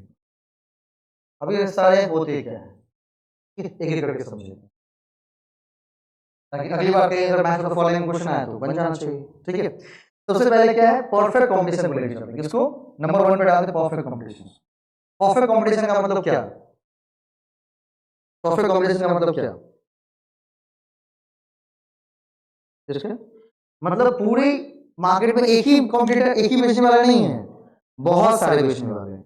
और जब बहुत सारे बेचने वाले हैं तो प्रोडक्ट कैसा होता है, आइडेंटिकल होता है। किस तरह का प्रोडक्ट होता है इस मार्केट में, आइडेंटिकल प्रोडक्ट होता है। बहुत सारे बेचने वाले हैं ना, जैसे हम बात करते हैं सब्जी मार्केट की, तो किसी का बैगन काला होगा, किसी का उजला, किसी का मोटा, एक ही जैसा होगा ना। गोभी किसी का लाल नहीं होगा। ठीक है, अगर लाल हो जाए तो गोभी, या हरा गोभी बेच रहा है तो कौन से मार्केट हो जाएंगे, मोनोपोली हो जाएगी। ठीक है, मोनोपोलिस्टिक क्यों, एक यूनिक थ्री हो जाएगी, एक ही आदमी जो बोल रहा है हरा बेला बेच रहा है, दैट्स कॉल्ड मोनोपोली। अभी जो बेच रहा है वो गोभी, वो क्या है, आइडेंटिकल है, सबके पास एक ही जैसा है ना। ठीक है, आइडेंटिकल प्रोडक्ट्स। इसमें क्या और क्या होती हैं, और क्या होती है, जो हमारी डिमांड कर्व होती है। डिमांड कर्व कैसे बनती है इसमें, डिमांड कर्व इज किस तरह का, हॉरिजॉन्टल। ठीक है, हॉरिजॉन्टल। हॉरिजॉन्टल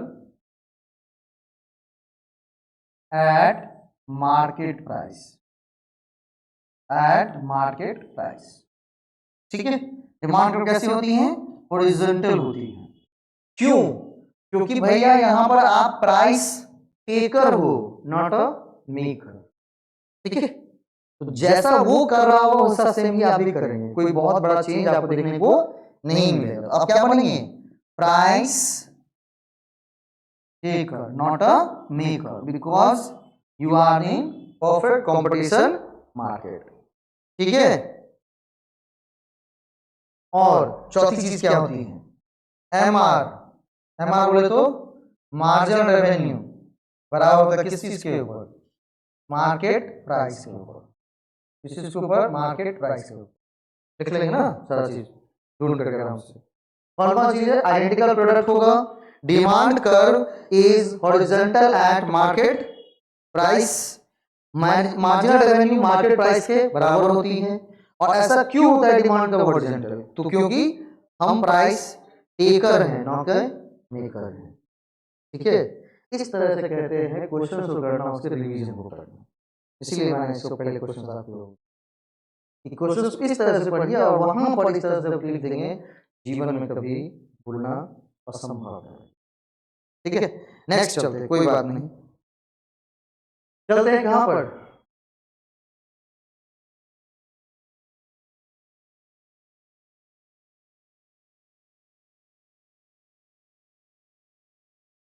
दूसरा है आपका कौन सा?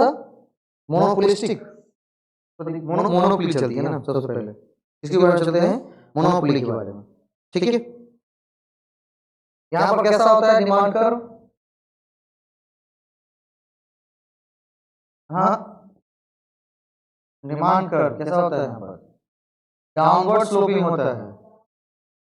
हाँ, डाउनवर्ड स्लोपिंग होता है, क्योंकि यहाँ पर बिल्कुल आप प्राइस बढ़ा देंगे तो लोग क्या हो जाएगा? कम खरीदने लगेगा ना, और प्राइस घटा देंगे ज्यादा खरीदे, तो यूनिक है ना चीज। ठीक है, तो डाउनवर्ड स्लोपिंग हो जाती है। कैसी होती है? Demand curve is downward sloping.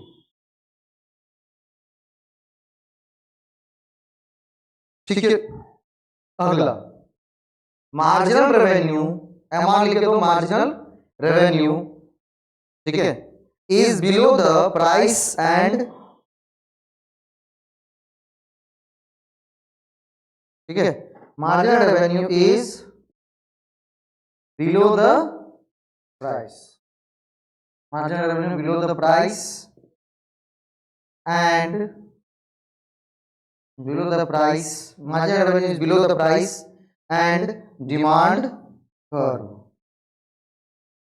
ठीक है, और यहां पर हम क्या होते हैं? प्राइस मेकर होते हैं। क्या होते हैं? प्राइस मेकर होते हैं। जो प्राइस हम सेट करेंगे वही होगा, प्राइस मेकर होते हैं।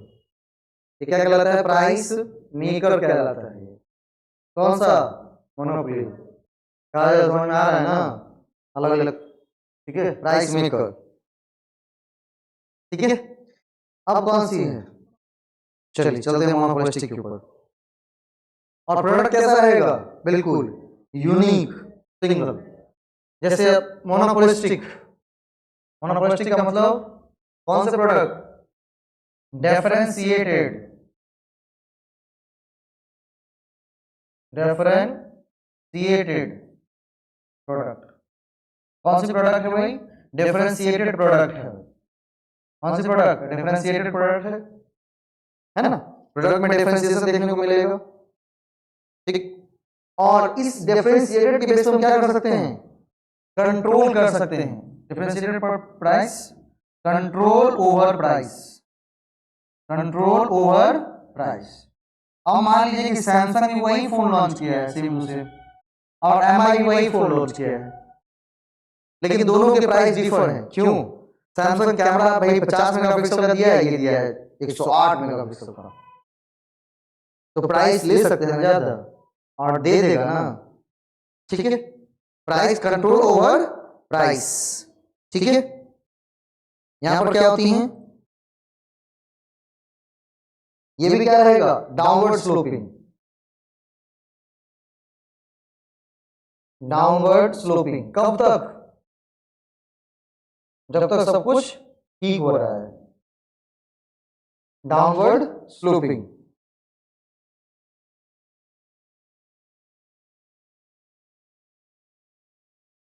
ठीक,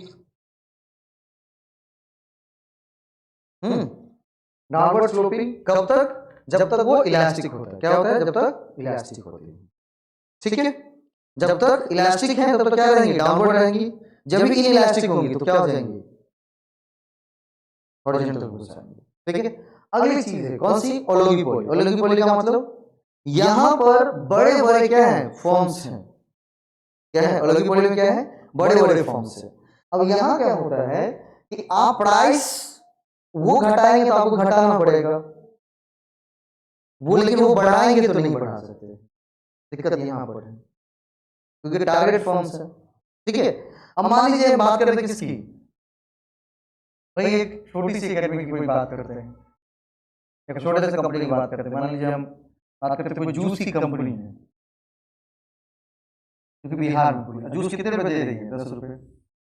और वहीं पर कौन सी पेप्सी आई और वहीं से जूस किसने में उतार रही है, 8 रुपए। तो जूस वाले कंपनी क्या करना पड़ेगा, 8 रुपए करना पड़ेगा। बिकॉज रीजन क्या है, क्या रीजन है, रीजन ये है कि बड़ी पेप्सी बड़ी ब्रांड है ना, बड़ी ब्रांड 8 रुपए में दे रही है, तो कोई छोटी ब्रांड को पूछेगा क्या 10 रुपए में, कोई लेगा, आप लेंगे क्या उसे, नहीं लेंगे। तो क्या करना पड़ेगा, उसको भी प्राइस डाउन करना पड़ेगा। लेकिन प्राइस बढ़ा रहा है कौन, पेप्सी, ये बढ़ा बिल्कुल नहीं सकता, क्योंकि थोड़े कहेगा कि पेप्सी ने दाम बढ़ा दिया है। आप अपने कंपैरिजन पेप्सी से नहीं कर लेगा, वो एक बहुत पुरानी कंपनी है ना, इसको कहते हैं ओलिगोपोली मार्केट। और यहाँ पर जो डिमांड कर्व बनती है वो किनकी डिमांड कर्व बनती है, इस तरह की डिमांड कर्व बनती है, किनकी डिमांड कर्व। ठीक है, उसने दिमाग से खेला है और सारे मार्केट स्ट्रक्चर को एक जगह देने का मतलब ये था कि जब आप क्वेश्चंस को रिवीजन करेंगे तो सारे मार्केट स्ट्रक्चर को एक करके पढ़ेंगे। सबसे पहले चलते हैं यहाँ पर परफेक्ट कंपटीशन, आइडेंटिकल प्रोडक्ट, सबका सेम प्रोडक्ट है, demand curve horizontal eight market price और मार्जिनल रेवेन्यू मार्केट प्राइस के बराबर होती हैं। यहाँ पर हम प्राइस टेकर होते हैं, ना कि प्राइस मेकर होते हैं। ठीक है, दूसरी चीज मोनोपोली, प्राइस मेकर होते हैं क्योंकि हमारा प्रोडक्ट बिल्कुल यूनिक है। डिमांड कर्व डाउनवर्ड स्लोपिंग होता है, MR is below the price and demand curve. ठीक है, मार्जिनल भी प्राइस और डिमांड कर्व क्या होंगे, नीचे चलते रहेंगे। अगली है मोनोपोलिस्टिक फॉर्म, यहां पर क्या है, डिफरेंशिएटेड प्रोडक्ट है, कुछ यूनिकता लाएंगे कुछ, है ना, उस पर हम क्या कर सकते हैं, कंट्रोल ओवर प्राइस, प्राइस को क्या कर सकते हैं, कंट्रोल कर सकते हैं। और जैसे मान लीजिए कि बहुत सारे फोन आए लेकिन आज भी एमआई का इंडियन मार्केट में बोलबाला है, एंड्रॉइड ऐसे नहीं कि नहीं बिकते, वो भी बिकते हैं, लेकिन इसका बोलबाला है। रीजन क्या है, रीजन एक चीज है, सैमसंग हैंग करेगा, ठीक है, ये हैंग नहीं करेंगे, इसकी खास बात एमआई में देखें। ठीक है, रियलमी हैंग कर सकता है, ओप्पो वीवो कर सकता है इसमें, ठीक है, उसी की है ना कंपनी, नाम सिर्फ चेंज किया है, सब है उसी की है उस तरह से। क्योंकि रियलमी का यूआई और एमआई का यूआई दोनों बिल्कुल बराबर हो गए, बिकॉज रियलमी दूसरी कंपनी है किसी, एमआई के एक जुड़वा भाई, क्योंकि दोनों का यूआई एक जैसा रहता है। देखिएगा यूआई का यूजर इंटरफेस दोनों के सेम कोडिंग से चलते रहते हैं, ठीक है, इसलिए हैंग नहीं करेगा। ओप्पो के कोडिंग अलग है, वीवो के कोडिंग अलग है, वन प्लस के कोडिंग बिल्कुल अलग है। ये ऑक्सीजन निकालता है, ऑक्सीजन ओएस इसको कहते हैं, वो वन प्लस चलने के लिए चाहिए ऑक्सीजन। ठीक है, उसके बाद क्या है हमारी ओलिगोपोली। ओलिगोपोली का मतलब जूस, भाई क्या है ओलिगोपोली का मतलब, यहां पर हम क्या है, प्राइस क्या कर सकते हैं, घटा सकते हैं, घटाना पड़ेगा लेकिन बढ़ा बिल्कुल नहीं सकते हैं, क्योंकि बहुत सारे उसी तरह के फॉर्म मौजूद हैं मार्केट में जो ऐसा काम कर रहे हैं।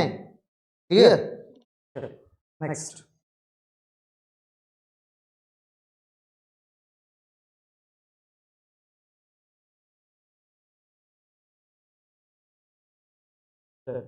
अगला है हमारा value additivity principle implies in which one of the following methods of capital busting? Capital budgeting ये चार मेथड्स है ना, कैपिटल बस्टिंग ये चारों मेथड्स कैपिटल बस्टिंग है ना। कौन कौन से? NPV, payback period and IRR और एआरआर मेथड। ठीक है भाई, सिर्फ अब मेथड नहीं, उसके जो कोर पॉइंट्स हैं। तो किस चीज में वैल्यू एडिटिविटी को क्या किया जाता है? बढ़ावा दिया जाता है। किस चीज में वैल्यू एडिटिविटी को बढ़ावा दिया जाता है? वैल्यू एडिटिविटी देखिए, सबसे पहले इसको चारों का ध्यान सुनिए। सबसे पहला क्या है हमारा? Payback period. ये बोलता है कि भैया हमें सिर्फ ये देखना है कि टाइम कितना लग रहा है। मान लीजिए कुछ प्रोजेक्ट में पैसा लगाएंगे जिसमें हमारा रिटर्निंग बहुत ज्यादा है। कैपिटल बस्टिंग का मतलब किस प्रोजेक्ट को फॉलो करे, किसमें पैसा लगाए, इस चीज का डिसीजन करना। तो पहला हमारा पेबैक पीरियड मेथड ये कहता है हम केवल टाइम को कैलकुलेट करेंगे कि किस प्रोजेक्ट से हमें जल्दी पैसा मिल जाएगा, क्योंकि भविष्य असर्टेन है ना। तो हमें जितना जल्दी जिस प्रोजेक्ट से पैसा मिल जाएगा, मान लीजिए प्रोजेक्ट ए है जिससे 10 साल पैसा रिटर्निंग है, लेकिन क्या रिटर्निंग कम है, मान लीजिए 5% है। एक प्रोजेक्ट बी है जिसमें 20 साल में पैसा मिलेगा लेकिन रिटर्निंग कितने की है? 8% की है। तो कौन सा प्रोजेक्ट फॉलो करना चाहिए? क्यों प्रोजेक्ट बी क्यों? तो वहां पर ये देखना है कि भाई पेबैक पीरियड कहता है क्या, जिसपे टाइम कम लगेगा उसको फॉलो कर लेंगे। लेकिन देखना क्या है? देखना ये है कि आपके पास रिस्क लेने की क्षमता कितनी है ना। रिस्क लेने की क्षमता कितनी है? अगर 20 साल के रिस्क पर जा सकते हैं, 8% में जाना चाहिए भाई, 3% कम नहीं है ना, क्योंकि वो 1 रुपया पर 3 रुपया नहीं, 100 रुपया पर 3 रुपया नहीं मिल रहा उसको। यहाँ प्रोजेक्ट की बात हो रही हजारों करोड़ बनता है। 1000 करोड़ पर अगर 3% मिलेगा ना, 3% की अंतर बहुत अंतर रहता है। तो वहां पर आपको रिस्क लेने की क्षमता कितनी है? ठीक है, ये किसकी बात करेगा? टाइम की बात करेगा। दूसरी है एनपीवी मेथड, और यही हमारा आंसर है, नेट प्रेजेंट वैल्यू। ठीक है, ये देखता है कि वैल्यू एडिटिविटी, लिखिए मत, सुनिए भाई, ये जाएगा वहां पर आप एक बार रीड आउट कर सकते हो। ध्यान सुनिए बात को। एनपीवी मेथड क्या है? बोला कि ये बात करता है कि नेट प्रेजेंट वैल्यू मतलब जो चीज हमें उस टाइम मिलने वाली है उसकी आज की वैल्यू कितनी, जो चीजें हमें बाद में मिलने वाली है उसकी आज की वैल्यू कितनी है। आज जो हम पैसा लगा रहे हैं और 10 साल बाद जो हमें पैसा मिलेगा, ठीक है, उसमें आज उसकी वैल्यू कितनी है, ये देखना है। ठीक है, इसको कहते हैं वैल्यू एडिटिविटी प्रिंसिपल। वैल्यू को क्या करना है? ऐड करना है। अगला है हमारा कौन सा? ARR। आर नहीं, ARR, average rate of return. ये क्या चीज देखता है? एवरेज प्रॉफिट कितनी आ रही है हमारी, ये देखना है ना। मोटा मोटा हमारा कितना आ रहा है ये देख लो, एवरेज प्रॉफिट हमारा कितना बन के आ रहा है। अगर किसी पर एवरेज प्रॉफिट 10% है और किसी को 12%, 12% लेके चलेंगे, क्यों 10% लेके चलेंगे? ठीक है, एवरेज प्रॉफिट को देख रहा है। उसके बाद आपकी बचती है कौन सी? IRR, internal rate of return. ठीक है, ये क्या करता है? ये क्या करता है? ये कंसीडर करता है टाइम वैल्यू ऑफ मनी को। किसको करता है? टाइम वैल्यू ऑफ मनी को। सारे नोट्स में क्या करके हाईलाइट करके लिख दीजिएगा।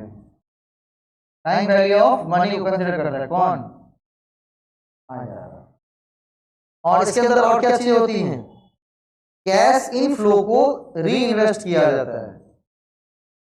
कैश इनफ्लो को री इन्वेस्ट किया जाता है, एक बार जरूर पढ़ लीजिएगा। ठीक है, कैश इनफ्लो को री इन्वेस्ट किया जाता है ना, री इन्वेस्टेड। और किसकी बात करता है इसके अंदर? जीरो एनपीवी का। एनपीवी जीरो हो जानी चाहिए। ये सारे डिटेल्स आपके नोट्स में हैं, एप्लीकेशन में रखा हुआ है, जाकर पढ़िए, मिल जाएंगे। ठीक है, हाँ, क्योंकि यहाँ पर पढ़ाने लगे तो फिर पूरा आईआरआर और वाज पढ़ना पड़ेगा, है ना। नेक्स्ट पढ़े आगे। Question number 16, numerical question. The risk free rate is 6%. Market risk premium is 9%, and beta कितना है शेयर का? बीटा कितना है? बीटा वैल्यू शेयर का 1.54 ठीक है, तो क्या पूछ रहा है आपसे, what is the cost of equity share, cost of equity का दाम कितना होगा ये निकालना है। ठीक है, कॉस्ट ऑफ इक्विटी, इसको कौन सा मॉडल कहते हैं, CAPM मॉडल। कौन सा मॉडल, CAPM मॉडल। CAPM का मतलब capital assets pricing model, capital assets pricing model, capital assets pricing model. ठीक है, capital assets pricing model, okay है ना। इसके अंदर कॉस्ट ऑफ इक्विटी का फॉर्मूला क्या है, risk free rate, risk free rate, risk free rate plus beta into beta value कितना है उसका, beta value, beta into market risk premium के साथ उसको गुणा करना है। क्या करना है, market risk premium, market risk premium. इसी के अंदर एक दूसरा फॉर्मूला भी आता है, इसको याद करिएगा, हाँ, RM माइनस RF, करेक्ट। चलिए, रिस्क फ्री रेट कितना है हमारा, 6%, कितना रिस्क फ्री रेट, 6%। बीटा का वैल्यू कितना है, 1.54%। मार्केट रिस्क प्रीमियम कितना है, 9, तब गुणा कर दीजिए, 6 प्लस यहाँ पर कितना हो जाएगा,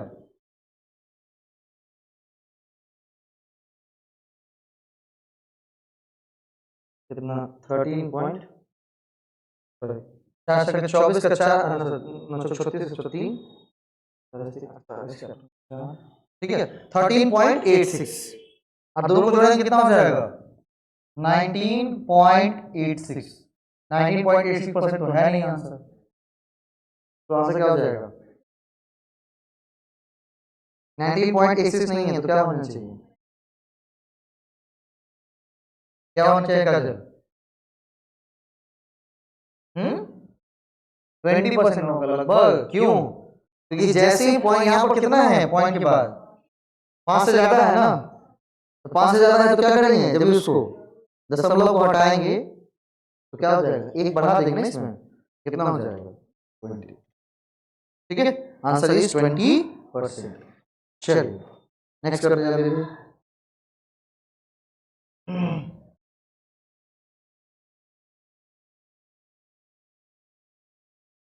16 नंबर था ना, 17 number. While averaging rate and ratio where time factor is variable and the act being performed, which one of the measure of center tendency is appropriate?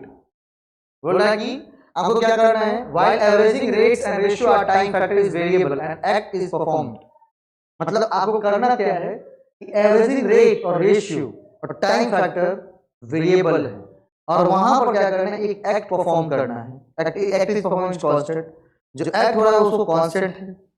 इन सभी चीजों को मापने के लिए, कैलकुलेट करने के लिए कौन से मेजर का इस्तेमाल हम करेंगे, तो एक कट गया क्या, चौथा है हमारा कौन सा, ये हार्मोनिक मीन है, ज्योमेट्रिक मीन होता है, 4 नंबर जीएम, ये एचएम और ये जीएम। कौन से मेजर का इस्तेमाल आप करेंगे, ठीक है। जब आप स्टैटिस्टिक्स शुरू करते हैं तो फर्स्ट चैप्टर में लिखा हुआ है कि कहां पर कौन सी चीज को इस्तेमाल करेंगे। मोड का इस्तेमाल करेंगे क्या, मोड क्या होता है, मोड क्या होता है, मोड बराबर किसका, हाँ, किसी सेट ऑफ नंबर्स में, सेट ऑफ नंबर्स के अंदर, मतलब नंबर का कोई श्रृंखला है, उस सेट ऑफ नंबर्स के अंदर मोस्ट फ्रीक्वेंटली, सबसे ज्यादा फ्रीक्वेंसी किसकी है, मोस्ट फ्रीक्वेंसी किसकी है, कौन सी है, मोस्ट फ्रीक्वेंसी किसकी है, इन चीजों को मेजर करना है। क्या करना है, मोस्ट फ्रीक्वेंसी किसकी है, वो क्या कहलाएगा, हमारा मोड कहलाएगा। अगली है कौन सा, एवरेज की बात करते हैं, अर्थमेटिक एवरेज की बात करते हैं, दोनों का मतलब क्या होता है, मीन, किसकी होती है, मीन। मीन हम कब यूज करते हैं? मीन हम कब यूज करते हैं? जब हमें कोई क्या चाहिए, एक टिपिकल वैल्यू चाहिए, a typical value of set of numbers।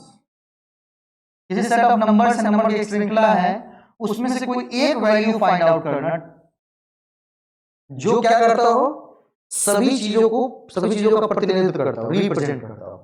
ये टिपिकल वैल्यू कह सकते हैं, हाँ टिपिकल वैल्यू जो कि क्या करता हो, रिप्रेजेंटेटिव। क्या हो? रिप्रेजेंटेटिव। क्या होनी चाहिए? रिप्रेजेंटेटिव होनी चाहिए। किसके? Set of numbers. किसके? सेट ऑफ नंबर्स के रिप्रेजेंटेटिव होने चाहिए, है ना। अगला ज्योमेट्रिक मीन,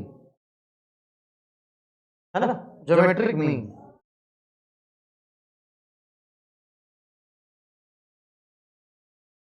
कौन सी? Geometric mean. इसकी बात करते हैं, ज्योमेट्रिक मीन की जब बात करते हैं, किसका? ग्रोथ रेट,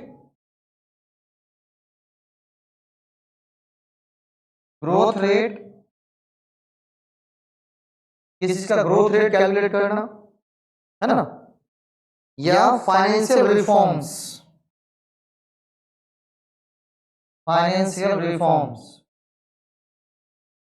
को कैलकुलेट करना, किसमें आएगा? फाइनेंशियल रिफॉर्म्स को कैलकुलेट करना किसमें आएगा? आएंगे आपके ज्योमेट्रिक मीन में। तो बच कौन गया भाई? Harmonic mean. क्या होता है? Harmonic mean. ठीक है, जहां पर एक फैक्टर वेरिएबल है, कुछ फैक्टर्स कांस्टेंट हैं, और वहां पर किन चीजों को मेजर करना होता है तो किसकी यूज करते हैं? हार्मोनिक मीन की। ज्योमेट्रिक मीन कहां? जहां पर ग्रोथ रेट की बात आएंगी या फाइनेंशियल रिफॉर्म्स की बात आएंगी। एवरेज कब? जब कोई एक नंबर चाहिए किसी सेट ऑफ नंबर्स का जो कि क्या करता है, सबको रिप्रेजेंट करता है। मोड किसका? जो मोस्ट फ्रीक्वेंटली आता है उसको कहेंगे मोड। ठीक है, चलिए मीडियन क्या हो जाएगा? इसका मिड वैल्यू, ताकि वो क्या करता है, दोनों तरफ 50-50 में बांटता है। जब सेट ऑफ नंबर्स को एक ऐसा वैल्यू जो जैसे ये बीच में रखा हुआ है, ये मीडियन है, आधे भाग इस तरफ है, आधे भाग इस तरफ है, ना इधर जाना है ना ही इधर जाना है। ठीक है, तो कोई एक ऐसा वैल्यू जो कि क्या करता हो, पूरे सेट ऑफ नंबर्स के बीच का हो, एकदम एग्जैक्ट बीच का, उसे कहते हैं मीड। याद रहेगा ना? हाँ चलो।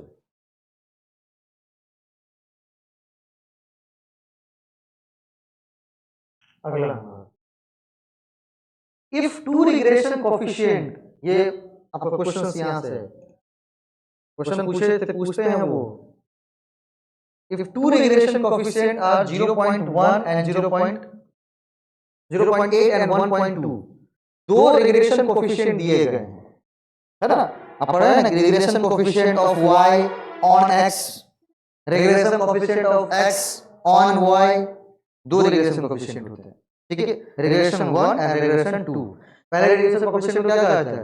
regression coefficient of y, sorry of x on y, और regression coefficient of y on x, दोनों की वैल्यूज दी गई और आपको निकालनी है क्या? Coefficient of correlation. क्या निकालना है आपको? Coefficient of correlation. तो कोएफिशिएंट ऑफ कोरिलेशन का फॉर्मूला क्या है? Root under regression 1 into regression 2, root under regression 1 into regression 2। अब क्या करनी है? 0.8 को गुणा करना किससे? 0.2 से। रूट अंडर कितना आ जाएगा हमारा?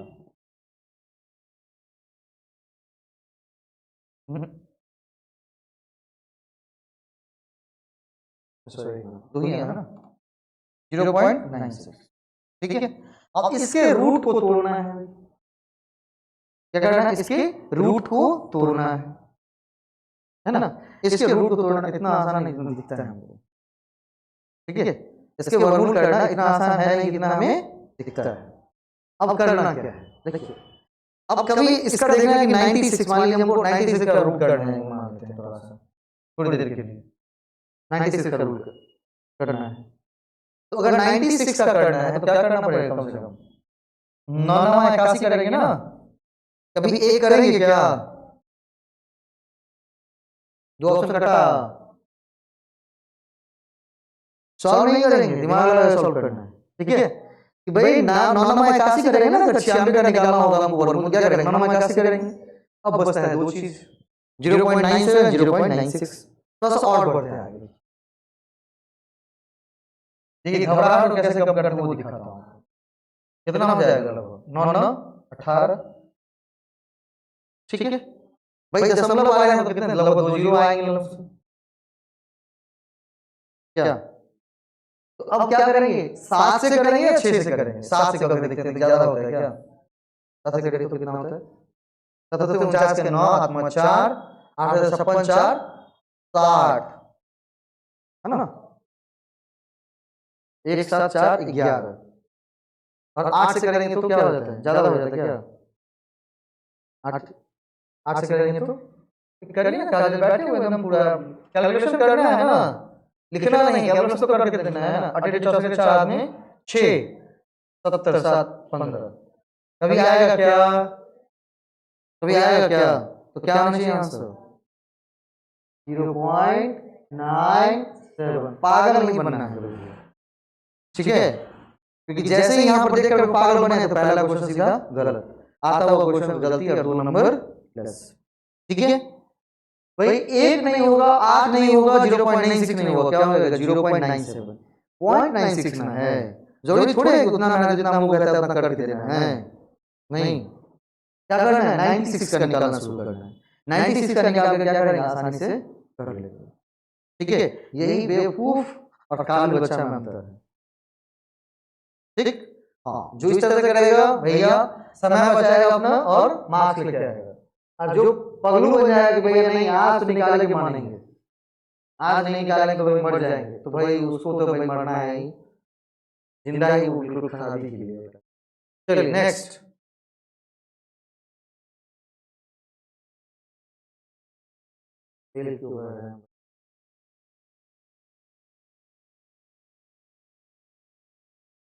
क्वेश्चन नंबर 19, एक क्वेश्चन सॉल्व करेंगे 20 तक, मेरा 30 का टारगेट था लेकिन 20 तक करते हैं, कि ज्यादा क्वेश्चन बढ़े हैं कि मैं आपको समझा दूं, क्योंकि फिर भूल जाएंगे तो फिर एक दिक्कत थी।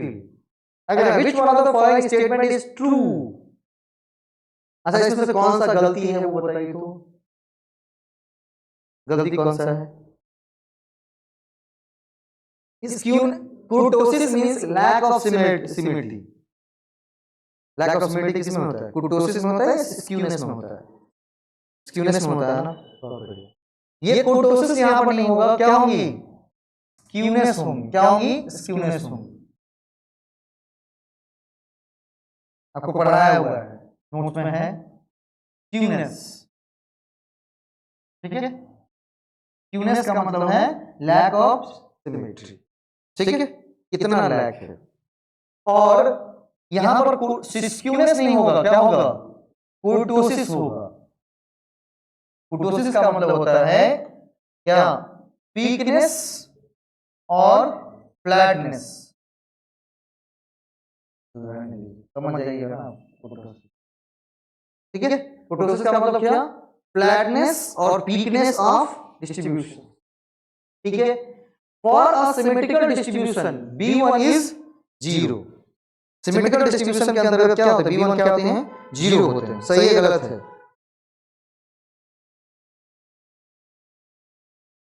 कौन सा स्टेटमेंट ट्रू है इसमें, B1 क्या होता है 0 होता है, बीटा 1 0 है कि नेगेटिव होता है, सो बताइए।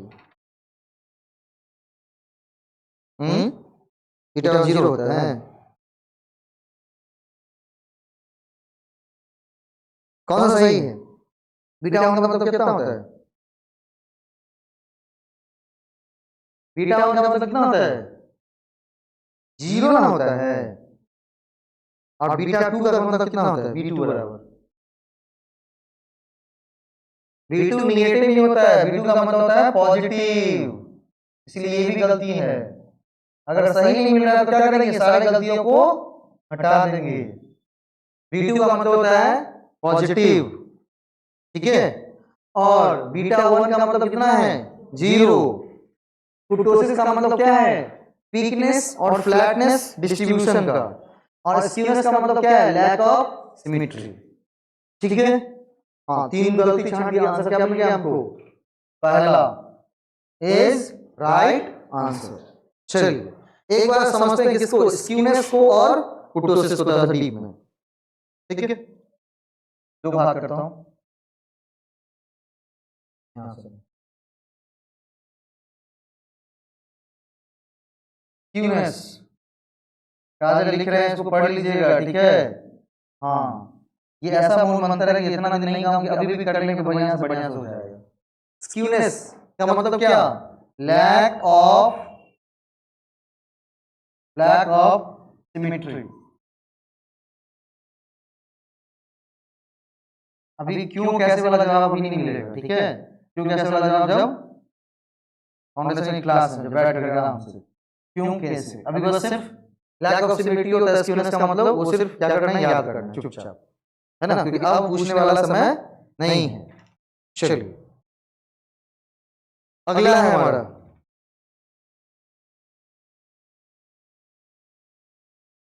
इसके दो पार्ट, परफेक्ट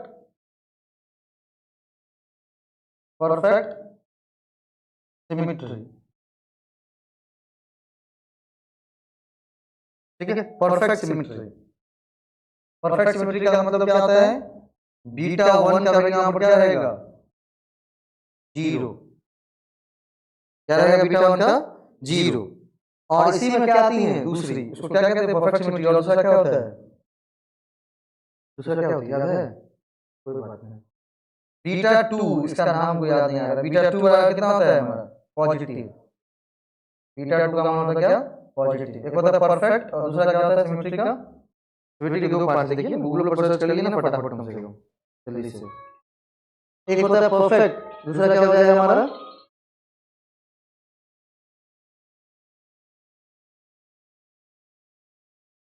तो कहते हैं परफेक्ट सिमेट्री। और एक होता है पॉजिटिव होती है, बीटा 2 का मतलब पॉजिटिव। क्या इसको सिमेट्री डालिए ना, कितना टाइम लगता है।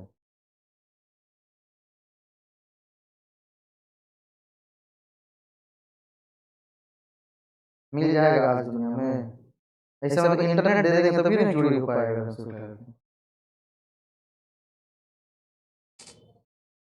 अरे चलिए हम आगे तरफ करते हैं, कुर्टोसिस। कुर्टोसिस का मतलब होता है फ्लैटनेस और पीकनेस। फ्लैटनेस और पीकनेस मिल जाएगा इस दुनिया जीवन में।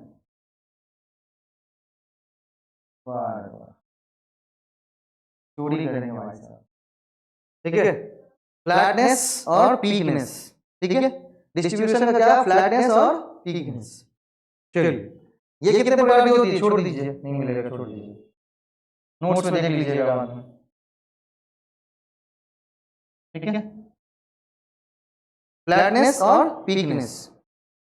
चलिए कुर्टोसिस कितने प्रकार के, 3 प्रकार के, ठीक है। इसको क्या कहते हैं, नेगेटिव जब होता है तो उसको क्या कहते हैं, प्लेटोकुटिक। किसका, कौन सा, मेसोकुटिक, प्लेटोकुटिक का होती है। सबसे पहला के बराबर कितना, 0। इसको क्या कहेंगे, नॉर्मल डिस्ट्रीब्यूशन। क्या कहते हैं इसको, नॉर्मल डिस्ट्रीब्यूशन। जब कर्व कैसा बनता है, बेल शेप्ड, एकदम किस आकृति का, बेल की आकृति, घंटी की आकृति, ऐसे ही, है ना, बिल्कुल बेल शेप्ड, ठीक है। Bell shaped. इसको कहते क्या है, मेसोकुटिक। क्या कहते हैं इसको, मेसोकुटिक, मेसोकुटिक, मेसोकुटिक तो कहते हैं। अगली क्या आती है, के वहां पर के क्या रहेंगी, पॉजिटिव रहेंगी। ये क्या रहेंगी, पॉजिटिव। ये पॉजिटिव मतलब क्या, ये पॉजिटिव मतलब लेप्टोकुटिक। कौन सी कुटिक, लेप्टो। एक बार मिला लीजिएगा, हमको जो याद था वो मैं मिटवा रहा हूँ, लेप्टोकुटिक, ठीक है। और यहाँ क्या रहती हैं, बेल शेप में रहती हैं, वो तो हमको पता ही, बेल शेप कहाँ रहेंगी, यहाँ रहेंगी। लेप्टोकुटिक में क्या होता है, पीक बहुत शार्प होता है, पीक शार्प होता है, लिखिए पीक शार्प होता है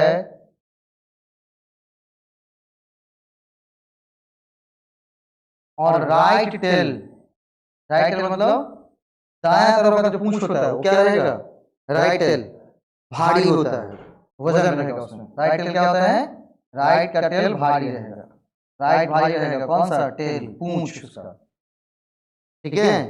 अगली कौन सी होती है हमारी, ए निगेटिव रहेगा, ए निगेटिव का मतलब प्लेटोकुटिक,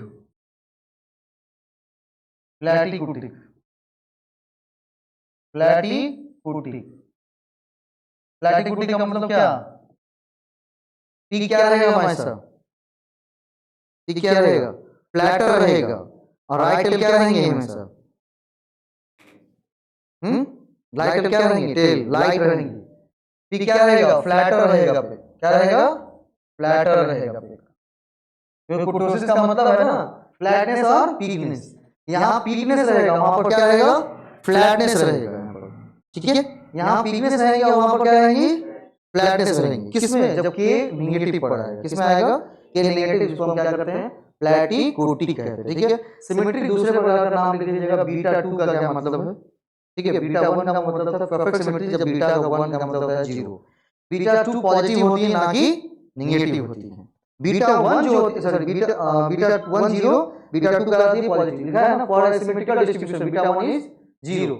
symmetrical distribution perfect symmetrical distribution आ रहा है, बीटा 1 का मतलब कितना होगा, 0 रहेगा मान।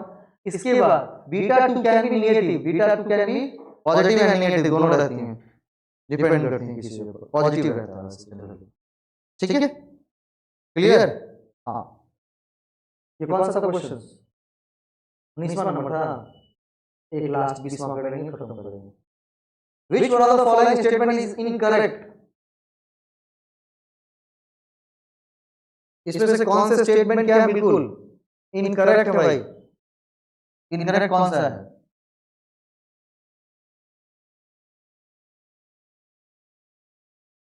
आप लोग क्वेश्चन आ सकते हैं पेपर 1 वाले, अब रिसर्च में स्टैटिस्टिक्स घुसा घुसा के पूछता है, इनमें से कौन सा स्टेटमेंट इनकरेक्ट है, बोला algebraic sum of deviation taken from arithmetic mean is 0।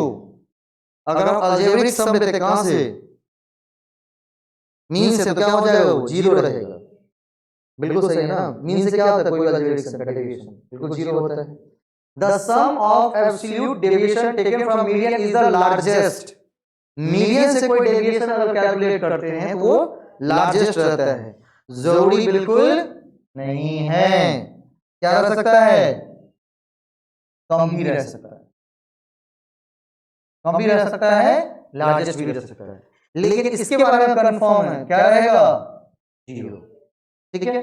दूसरा, standard deviation is always less than range, range से कम होता है क्या, स्टैंडर्ड डेविएशन, रेंज होता है, रेंज जानते हैं ना, रेंज मतलब क्या, जाके फॉर्मूला पढ़िए एक बार ढंग से। रेंज हमेशा क्या रहता है, रेंज का जो वैल्यू होता है वो स्टैंडर्ड डेविएशन से हमेशा कम ही होता है, standard deviation always less than range, range से कम होता है कौन, standard deviation. The sum of the square of the deviation of a given set of observation is minimum when taken from the arithmetic mean। जब किसी चीज के square of deviation को मीन से लिया जाएगा वो तो सबसे मिनिमम रहता है, बिल्कुल करेक्ट है। मीन के बारे में दो चीज, अगर कोई चीज हम डेविएशन लेते हैं, algebraic sum of deviation taken from arithmetic mean is 0, जब स्क्वायर ऑफ डेविएशन लेंगे किससे, मीन से, तो क्या होगा, हमेशा मिनिमम रहेगा, कहां रहेगा, मिनिमम रहेगा, और स्टैंडर्ड डेविएशन हमेशा रेंज से कम होता है। The sum of absolute deviation taken from median is the largest, नहीं, कम भी हो सकते हैं, ज्यादा भी हो सकते हैं, इसके बारे में कोई कंफर्म बात बिल्कुल नहीं की जाएगी। तो हमने 2023 के जो 4 मार्च को एग्जाम जो हुए थे उसके 20 क्वेश्चंस किए और 20 के चारों ऑप्शंस को एक्सप्लेन भी किया है, एक कैलकुलेशन बना कर दिया है। इसको कम से कम हम पर उपकार होगा, इसको बढ़िया से पढ़ करके याद करके समझ करके जाइए एग्जाम में, ये हम पर उपकार होंगे बहुत बड़ा, ठीक है। इस उपकार के तले हम जीवन भर आपके सामने दबे रहेंगे। एक बार हम पर उपकार कर दीजिएगा। चलिए मिलते हैं कल 20 से आगे करेंगे, ठीक है? हाँ, कल 20 से आगे करेंगे।